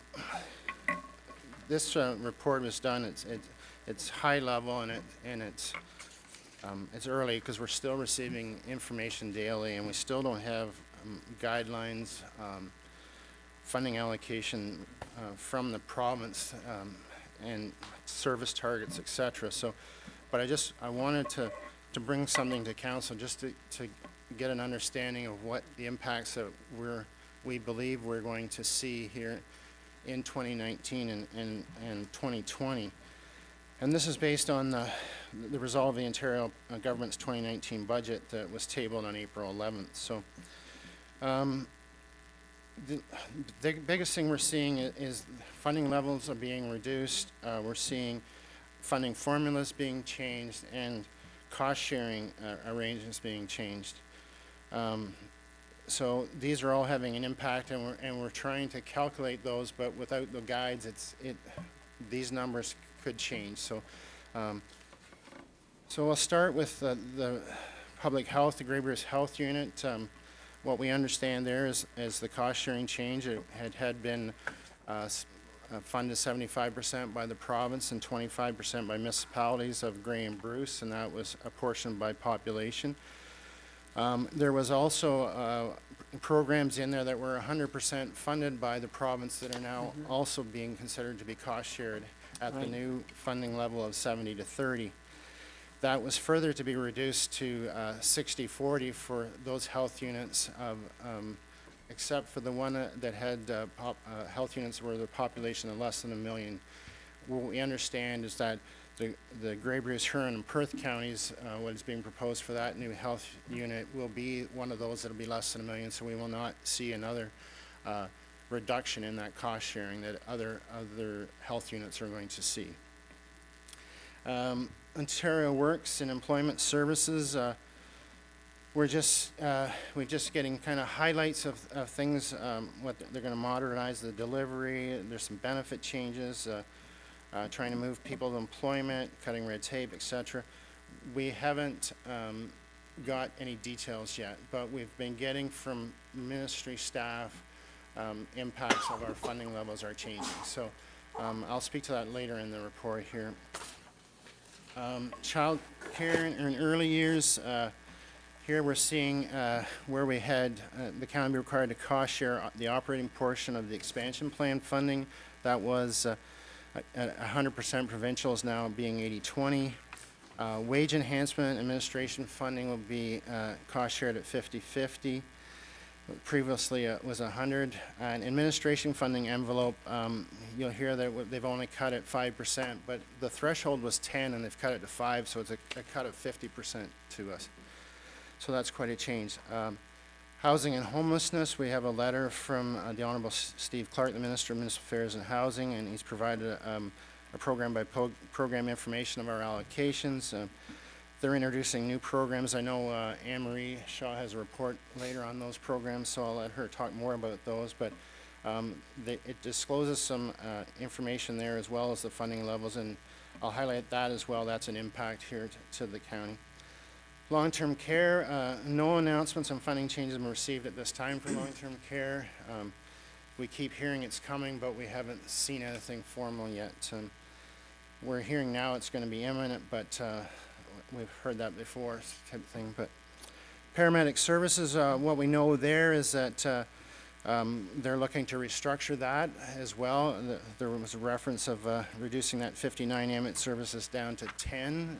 We don't know what those look like, and that's the limited information we have. We understand that that's still consultation is still taking place on that. On May 7th, we did receive a letter about our funding for 2019, that it would be maintained at the 2018 level, which is an impact to us because they've always given us an inflationary increase. And the way that paramedic services budget worked was if you wanted to enhance your service or add staff for response times and stuff, municipality did that on their own in the budget year. Then when you created your next year's budget, you would show your actuals for that, and then the ministry would step up and pay 50% dollars on that stuff. This freeze is now luckily the County of Grey didn't have a big expansion like we did in Southgate a few years ago, where we added service to that, or in the town of Blue Mountains, that we're not getting caught. Some services are getting caught with that $400,000 or $500,000 worth that they've invested in enhancing their services, and now are funding all that where they weren't anticipating that. So if you move into, I give more details of the impacts starting on I think it's 98 in your package. The first one is public health. What we understand there, and this is just information that I've received from board members from the health unit or from their treasurer at the health unit. And again, these are probably changing daily, so correct me if I've misquoted anything here wrong. But what we understand is they're projecting, based on the cost sharing going to 70/30, and it's on all programs, what they're looking at from an April 1st is about $1 million less in provincial funding here that has to be made up then. They have received a one-time mitigation funding of $700,000, so that would leave approximately $300,000 left for the counties, the two counties then to fund, and we cost share that by population. So the impact here I'm showing is about $176,000 for the County of Grey, and that's based on allocating that $700,000 and leaving that $300,000 over. On the next one, Ontario Works and Employment Services, again, we have not received much information on this, and other than the staff have been told by ministry staff that our Ontario Works Administration funding is to be frozen at the 2018 actual expenditures. We had a number of staff that were off due to various reasons or had left, and based on our staffing levels that we have in the budget that were our FTEs, that we had people missing in those positions, and last year being put into that position that we're only going to fund in our actuals, so probably it's going to leave us about $400,000 short. But again, until I see the guides and we have more to this, that's an assumption. And that's why I had to be determined here on this one. That is just information that we received in the last couple of days, so I didn't have that at the time this report was being drafted.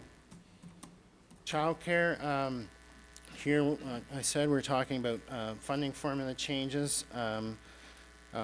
One thing is using the 2016 the census. So based on the formula how they allocate funding at province-wide, we were going to see a reduction based on that at first start. Then they've said about the expansion plan funding is going from 100% to 80/20.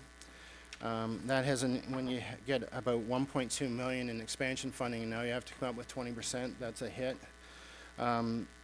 Fee stabilization that was there to help with the minimum wage. That funding has ended as of April 1st.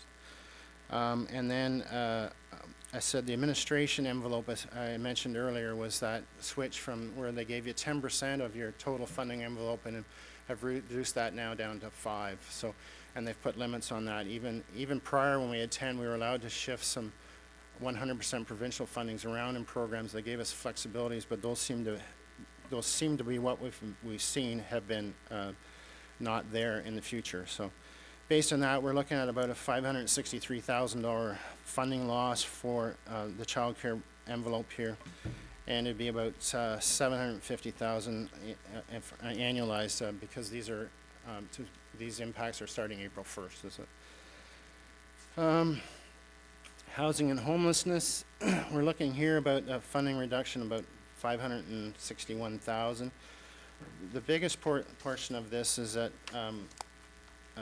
housing was receiving an investment in affordable housing for Ontario about on average about 1.6 million, and then the community homeless prevention initiative there was about 1.8, so we received about 3.5 million on average. And what they've announced in that in the letter that they've given to us that for 2019 we can expect about $3 million or about $560,000 loss, and then it gets reduced in 2020 even further. So we're looking at about $1.2 million in funding losses here for housing and homelessness. Long-term care, as of this report, we haven't received any announcements. We usually have these by now, but we're still waiting. So hopefully hear something soon on that. Paramedic services, I highlighted that the letter we received where our funding will be froze at the 18 level. We had a provision in there of for the inflationary formula. The formula they give us, so that's about $175,000. Then back in March, we received this $725,000, which was called service modernization funding, which was for service reviews or finding efficiencies, etc. I'm showing that as this $725,000 here is what I believe is then to help with mitigate these impacts. So looking at 2019, based on what we know and our assumptions, we're looking here of funding loss here about $748,000 for 2019. So again, this is high level because we don't have all the details. Plus the 400? Pardon? Plus the 400? Plus the 400 for Ontario Works of our assumptions right there as well. So those operating reserves will come in handy. My thought process, I've heard some counties and some separated cities, et cetera, talk about opening up their budget process and stuff. And I think with us having we have a capping procedure here we have to do with all the local tiers, how to get all the billings out and stuff. I'm trying to stay away from that. I'm trying to find ways and means that we can fund this during the year, but it's going to make 2020 quite a budget challenge here for the county. So unless there's other funding announcements made that change what we're seeing here. But every day we seem to get an announcement or something comes out that keeps these numbers changing on us. So try to take any questions or answer as best I can, or use some of my colleagues here that know the programs better, but that's what I have today as information to council. Council? Councilor McQueen? I know the lower tiers got money to look for efficiencies. Did we get, I can't remember, did we get money too? Yeah, that's the last item there, that's $725,000. Okay, that's the modernization 722, money, okay. yeah, so the local municipalities as well got Because I brought up last meeting where Wellington County is taking some of that money. I'm looking at the CEO, they're looking at ways of taking and hire a consultant to maybe better use that efficiency money that they've sort of labeled there. So I don't think that was the intention. It may be the last money we ever see. So I guess in that sense, are there, I know they talk about a 4%, look for 4 cents on the dollar, 4 cents on the dollar is what I heard that today on the way up in the news. So I guess a couple things, is there ways, like, is Wellington County, I guess I'm looking at the CAO, are they any further along? I know they were hiring a consultant to look at ways, maybe we can just piggyback off what they're doing in the sense of efficiencies and stuff, because that's what they're doing. And I know we hear this auditor, what do you call it, efficiency audits and stuff that the province is offering and stuff, but these cuts, is there 4 cents on the dollar that is in this system And I know a lot of it's in and out and moving money around and stuff like that. I'm only asking it as an objectively to what we see across the province. So this is maybe the new norm. How do we brace ourselves other than reserves? We gotta start thinking as you move forward to the 2020 budget. It's not us only dealing with this, it's going across the board, right? My first comment, I think Kim wants to comment on this as well, but until we have those guidelines and service targets, it's really hard to even, like, if you have to meet a service target and keep people in place to meet those service targets, et cetera, then that changes, yeah, if the targets are changing in the guides and there's more flexibility maybe, but yeah, without that, we're struggling to understand what we have to do here, right? Staff are looking, and that's why in the report here, we'll come back, we have more information, but as I understand, we have to come back with some plans here or for something for council to consider how to modify this, go forward, right? I know, just as a side, I'm here today, but AMO is having a special board meeting on dealing with Bill 107 and 108 today, and there may be some suggestions that come out of that board meeting toward the government. Whether that makes any change or not, I don't know, but it's just, I guess, to the treasurers of Ontario, I guess there's going to be a few AMCTO will be having a conference. I know AMO will be in August. You start to look at other colleagues, you get more information, I guess. It's the 2020 that's more concerning is what you're saying, right? But also the shortfall. I'm not used to seeing in-year budget changes by the province. It's not been the norm. It's, they've been in the past, we'll give you a heads up that, okay, start planning, we're gonna change something here, but this is not, to get stuff in May right now, and we still don't have the guidelines, so you're looking at June, July before you can figure out, halfway through the year. That's tough, but that's to get that change. So I think you have to use reserves then, or you'd have to open your budget back then. The underlying thing you're saying is if we have to meet these targets and we're gonna cut in funding, we're going to have to make the funding up somewhere else or the targets get changed, is sort of what you're saying. Like, we have to do this, or we need this much money, and if we're getting cut back, you either have to reserves or whatever. I'm just saying, some of the funding for Ontario Works, for example, you have to meet a target for employment. Right. You don't meet it, they're gonna penalize you even further. So those are the things we don't know yet, are how tough are those targets for us to meet and not. So through the treasurers of Ontario and AMCT, are you starting to have those conversations among your associates to try to understand and develop a bit of strategy or understanding or more clarification maybe? If I can, Kevin and I are attending tomorrow a meeting of the CAOs and treasurers from Western Ontario Wardens Caucus. Again, just to reiterate what Kevin's saying, 4% of what, right? Like, we don't, whose dollars are we talking about here to be able to even have the impact? And then when you look at the report that came out from the Office of the Independent Financial Auditor yesterday, who said that really what this amounts to in the fullness of time is a 10% cut. So this speaks to some really fundamental analysis of who we are, and what we're doing. I think, as staff, each one of our departments will need to look at exactly what is known and what is not known, and what flexibility at all we have to meet those immediate challenges that we face. But beyond that and looking into the future, I think we're in a place now where we need to be engaging this council, our stakeholders, our communities, to understand and to make a plan that's going to allow us to really meet what is a fundamental change to the way that we operate and to the services that we deliver. I have an annual board meeting, an annual board meeting come up in June, so there's stuff that I need to funnel through, use me as that avenue also. Councillor Mackey? Thanks, Mr. Warden. Thanks for the sobering report, Kevin. So based on what, and I know there's a lot of things you don't know, but based on what you know today, if we were doing the 2020 budget and didn't want to cut any programs, and with inflationary pressures, for staff raises, what percentage would you guess we're at? $3 million and just say roughly 500,000, 1%, just, there's what you're looking at, with just starting, Say 5. 6%.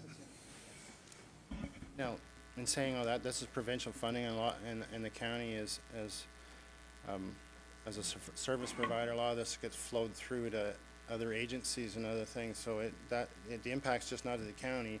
If we start cutting stuff, it's going to be to those agencies as well, that we're gonna see changes coming, so.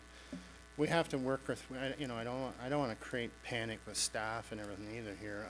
This was my attempt at high level to get you to understand what's happening. But we have to come back and propose, I think, things that have maybe the least impact, or decisions for county to say, no, we want to step up and do something here with this. That's important to our community, et cetera. But those are the things, until we see the guidelines and stuff, it's tough for us to even do that work yet, really. Councilor Milne? Thank you, Mr. Warden, and I want to express my appreciation to staff for the work they've done. And certainly, we want to do the right thing for our residents. We want to maintain services at the levels they've come to expect. But it's, as Kevin has expressed here, maybe not strong enough, the frustration that many municipalities feel with the current provincial government. And I think if they would spend less time or more time on helping us understand what those guidelines are and what they will be going forward, and less time worrying about hats for hunters, I think everyone would appreciate that. Okay. Call the question. Oh, we got you again. This is a summary, the 725, they call it efficiency, but is that maybe the one hand to the other? Like, that's almost, that they call it efficiency, but maybe is that the offside of the shortfall for this year? Get ready for next year. I just throw that out there. I mean, they talk about looking for efficiencies of that money, but it almost looks like we gave it here, but we're taking it over here. So, or maybe it's the other way around. When we saw that funding in March, our indication was, hang on. Yeah. It felt like a warning letter, what was gonna come, but. And I will make one more comment. First of all, we all know there's no such thing as a free puppy. So there's no free puppies here. They didn't give us money that didn't have something attached to it. The other part, and this is where I want to encourage us all to think really clearly and long-term, is that, as Kevin mentioned, there's impacts to our stakeholders and to our other service providers. And being able to get our heads around what the cumulative impact is, especially to some of the most vulnerable people in our communities, and the repercussions of those fundamental changes is really, I think, where we need to kind of get ahead of the ball, and where we'll be working with, as you suggested, with our colleagues in other centers and that, to try and understand this. But that's a part that's quite worrisome, is what's the impact on the social fabric if people are left really, who didn't have very much, are left with much less than they have even now. Okay. I call the question. All those in favor of receiving the report? I know you don't love it, but you're receiving it. Thank you. Kevin, I believe you're still on deck.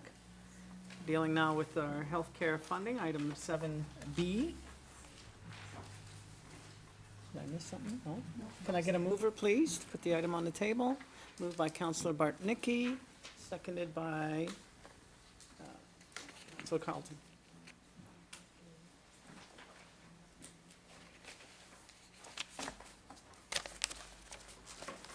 So here's a report that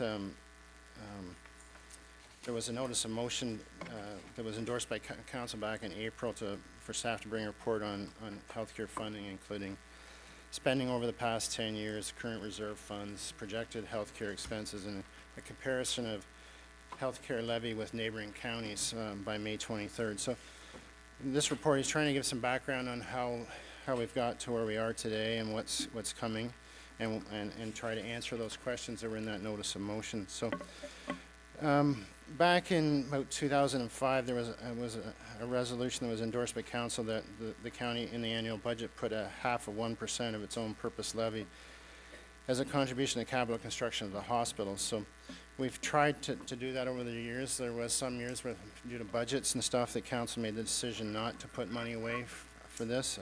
But we've, in the last few years, we've been back on track on that and doing that. There is we've received 2 delegations in 18 for looking for healthcare funding, and first was one was Grey Bruce Health Services for $400,000 over 2 years for an MRI replacement, and then the Collingwood General Marine Hospital, they were looking for $3 million over 10 years towards its facility replacement. In the report, the history of healthcare speaks to funding the county has provided to the various hospitals in Grey Bruce and Simcoe, and what some of the significant grants that have been provided. And as part of the Centre Grey Hospital campaign, the Markdale Hospital, that's where the whole discussion really took on, and that's where the decision was about the half of 1% of our own purpose levy would go to per year for the contribution of capital construction of projects for hospitals be approved. The county, as I said earlier, has authorized funding for other requests, and the one was the residential hospice of Grey Bruce. This was funded from the one-time funding reserve because we didn't feel it fit the criteria of a capital construction of a hospital, so it was funded differently. You'll see on the pages in your package 107, the history of the healthcare spending. So from 2010, we were putting $100,000 in the reserve for the Markdale Hospital which was about 0.2% of the county's levy, to 2019, where we're showing that there's a transfer to reserves of $277,300 going to that healthcare initiative reserve, which is meeting that half of 1% target that was provided by council back in that day.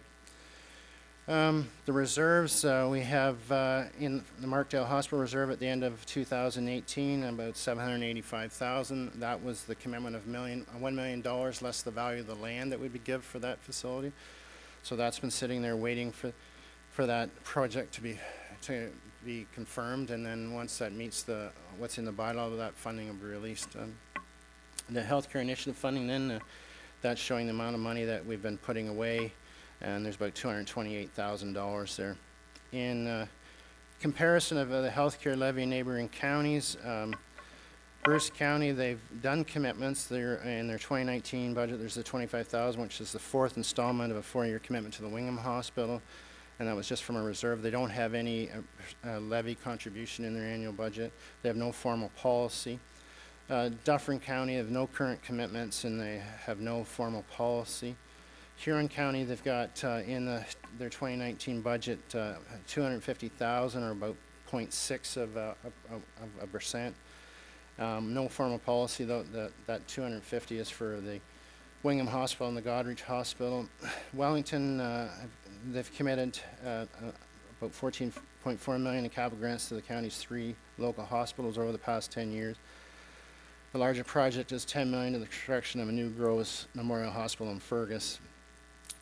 What I was told by the treasurer, their annual debt charge projected for their commitments is about $173,000 in 2019, and will annualize to about $476,000 thereafter. So that, taking their levy, that'd be about 0.48% of their levy going towards that. They have no formal policy as well. Simcoe counties, they've made a pledge of $3 million over 15 years for that Simcoe Hospital Alliance there. So, taking a look at that, it's about 1.77% of their levy. And they do have a Hospital Alliance funding policy.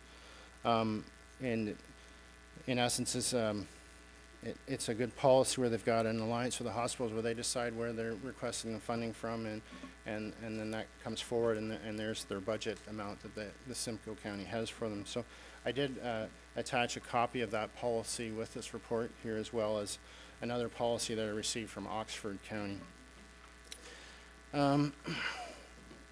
Capital projects are funded differently from hospitals than their operating costs. once projects are approved by the LHIN and the Ministry of Health and Long-Term Care, hospitals are responsible for 10% of the cost of those major construction projects. In the case of medical equipment, not all medical equipment is funded the same. MRIs, if approved, are provided operating funds to operate the equipment, but the purchase cost of the MRI and any future replacement are responsibility of the hospital. So a healthcare funding policy, if the council so desires, in the past, we've just dealt with these as one-offs as they've come to council and tried to live within that 0.5%. But a policy would help guide this better, I admit, if we could figure one out. And there are some things to consider is like, is the 0.5% appropriate? Should funding be provided to both construction and capital equipment or just construction? On what basis should the level of commitment to each of the various hospital organizations be considered? That's when I'm getting into like boundary hospitals. What is it based on utilization of Grey County residents? What is it? But again, you know, a policy would help clarify to staff and to stakeholders and stuff and help guide future requests. So we have those two requests that are still sitting here that I need council's guidance on what they wish to do. I did in the report as well, and this is just rough estimates and trying to figure out some means how you could fund a neighboring hospital that you feel has benefits to your residents, and you know, and I see that with the Collingwood General Marine Hospital. That, I mean, you know, it does benefit the residents there too, but it's also with their economy there, the tourism and stuff. You know, those visitors coming in there are using those hospitals too. So, I went at it both ways. You know, I said, okay, if we looked at the benchmark of 200,000 that we've given the Grey Bruce Health Service in the past, and said based that on visits by Grey County residents, you know, that worked out to $1.42 per visit. That amounted to about, I think, $13,000 there, would go to Collingwood then, if that was kind of the assumption used. But then I went at it, like I said, you know, it's more than just the residents are using that, it's the economy there in those municipalities of Greyhounds and the town of Blue Mountains. So I went at it, okay, well, let's take a look at their 2019 levy contributions. What is that over the total county budget? And then just an estimate. I don't have any rationale for this, so if councillors from those municipalities have a better perspective on, you know, an estimate of what the residents and visitors are using from their municipalities, these numbers could change. But I used, for Greyhounds, you know, a guesstimate, I guess, of 25% would use the Collingwood and General Marine Hospital, and 50% from the town of Blue Mountains, and then said, okay, take that percentage of their county levy then, and then multiply that by the amount we have in the budget of $277,300 annually. That would work out to about $8,200 for Greyhounds and $36,400 for the town of Blue, so about $44,600 then could be an annual payment then to Collingwood. There are just a couple of assumptions used here of if council wanted to consider some thought process of how to fund that hospital if they so wished. Again, the 2019 budget has that $277,000 just as a transfer to reserve, so these two requests are sitting here for council's direction and looking for direction also on a policy. I have to say, late last evening, we did receive a letter from Maureen Selecki, who is the interim president, looking at this report, and she, and I believe that's on all your desks. You know, my senses of that, she's emphasizing how important the county's contribution is to their organization, and understands the hospital or the county looking to develop, you know, possibly a policy, and that they'd be willing to work as an organization with the county and trying to develop something like that. So I just wanted to bring that to your attention. So again, I'm back to really what my motion is here, that receive this report and provide direction to staff and development of a healthcare capital policy and the appropriate level of funding, and then that provide some direction on the request from the Collingwood General Marine Hospital and the Grey Bruce Health Services MRI replacement. So. Okay, Councillor Bartnicki. First, I'd like to thank you for the amount of work that you did. I know that was quite considerable. I remember asking for this to get the answers that you've provided. And I would like to amend the motion before council. Heather, I've sent you 2 drafts. The second one would be the one. So ignore the first one.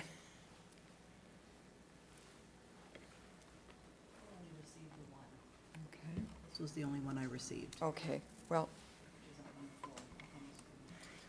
So further to that, then after the second part where it says "and retention," could you please add the words "not to exceed the current in-year budget of $228,044.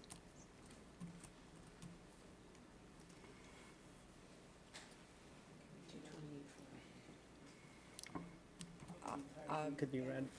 If I could speak to it, Mr. Ward? If you wouldn't mind actually reading it out, because Okay. I think some can see it and maybe some can't. The And council appoint a healthcare funding roles and responsibility committee to develop a policy for healthcare spending to include A, the Grey County Healthcare Levy, B, maximum annual reserve contribution, C, funding criteria, and that the Healthcare Funding Roles and Responsibilities Committee bring a recommendation before this council regarding current requests for funding, including Collingwood General and Marine Hospital, Grey Bruce Health Services, request regarding the MRI, and support for physician recruiting and retention, not to exceed the current in-year budget of $228,044. Okay, so first we need a seconder. Put the item on the floor. Councillor Keaveney. And I wonder, right off the bat, I'm sorry that I'm chiming in so quickly, but where it says including, requests for funding, including Collingwood, would you mind if it said including but not limited to? Because I suspect that there may be other considerations beyond just those. Absolutely. Thank you. Kevin? Just the amount, I have the transfer reserve of 277,300. Or are you referencing something different that I'm not following, sorry? I may have picked up the wrong amount, and I'll take that amendment, Kevin. I just don't want to exceed what we put in this year. I appreciate that, thank you. Good. Councillor Body. The question is this not an ad hoc committee? It's like a one-time, it's not, and I wonder if we should state that it's an ad hoc committee, just so it isn't somehow end up being on the books forever. Would you be okay with that, Councillor Bartnicki? I would say that on the recommending how we deal with future requests, this committee may need to live on through future years if we continue to get requests. Would we make that decision at the time? We could. I'd accept that. Presume that the committee's work would guide that decision, right? Because there would be a policy developed, right? Councillor Keaveney, are you okay with seconding? Yes, absolutely, Mr. Warden, and I was just going to suggest in relation to that, that perhaps the time frame be the term of this council. What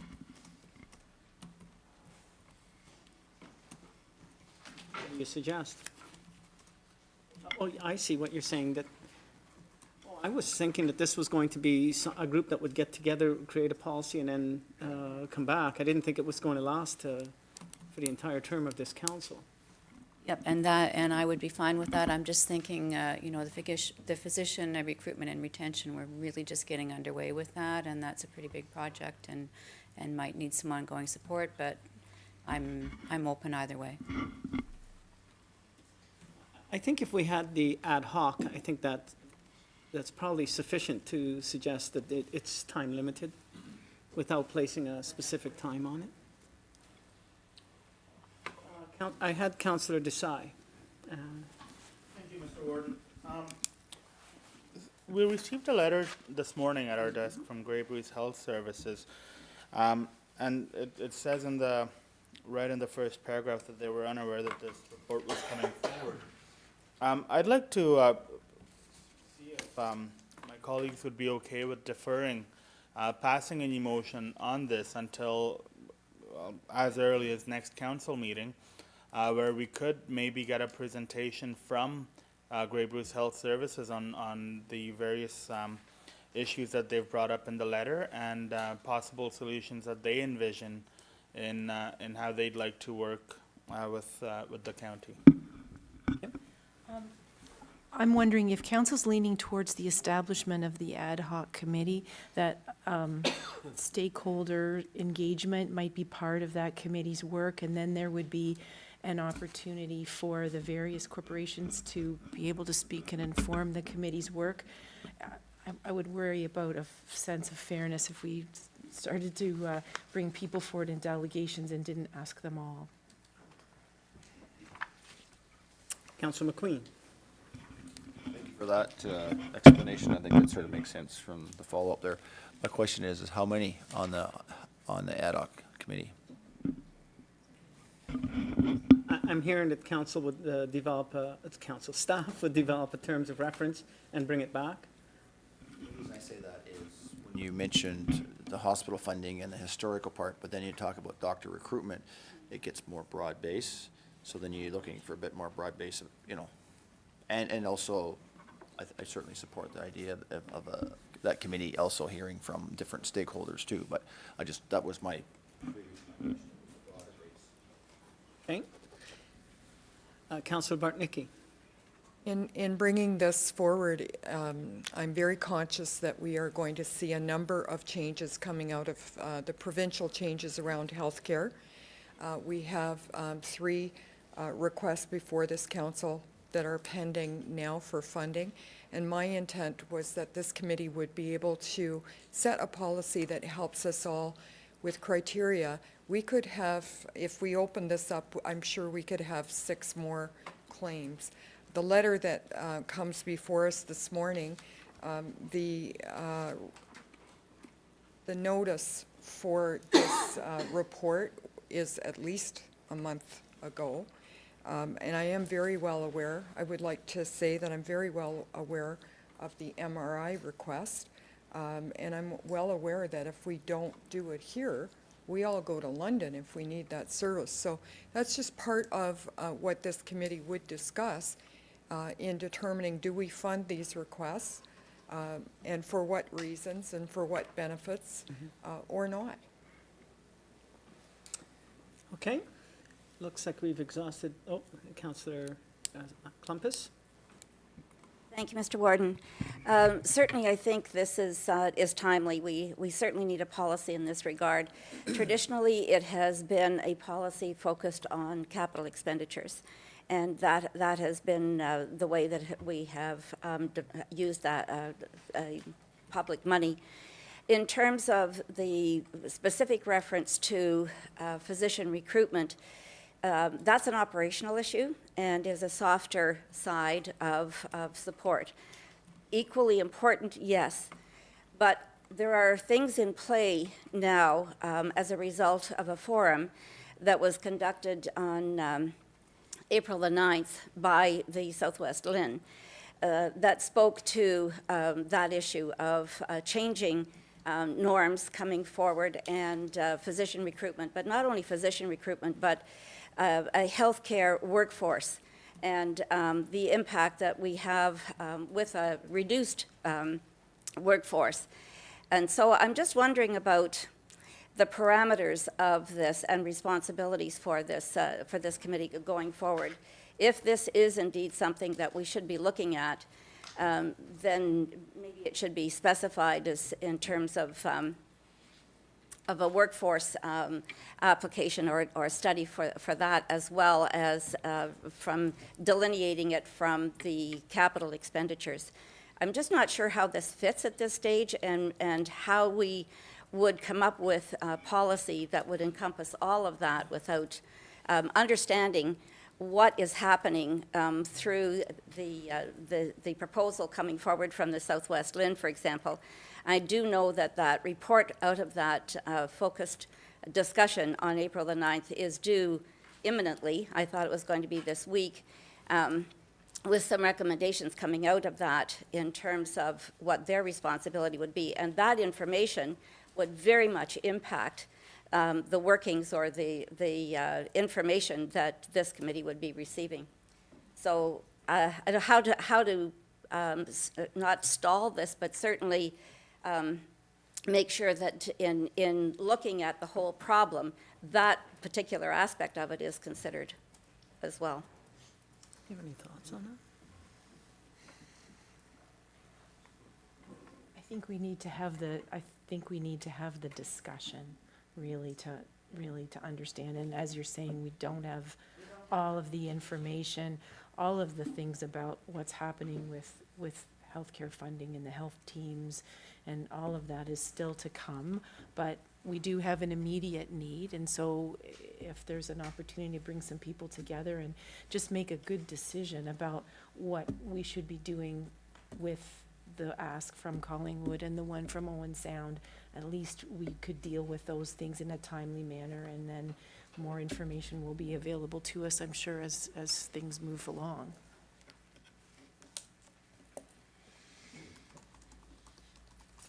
Okay, so it looks like we're ready to vote on the amendment. All those in favor? Any opposed? That's carried. And on the main motion, which was to receive the report and to provide some guidance, all those in favor? Any opposed? That's carried.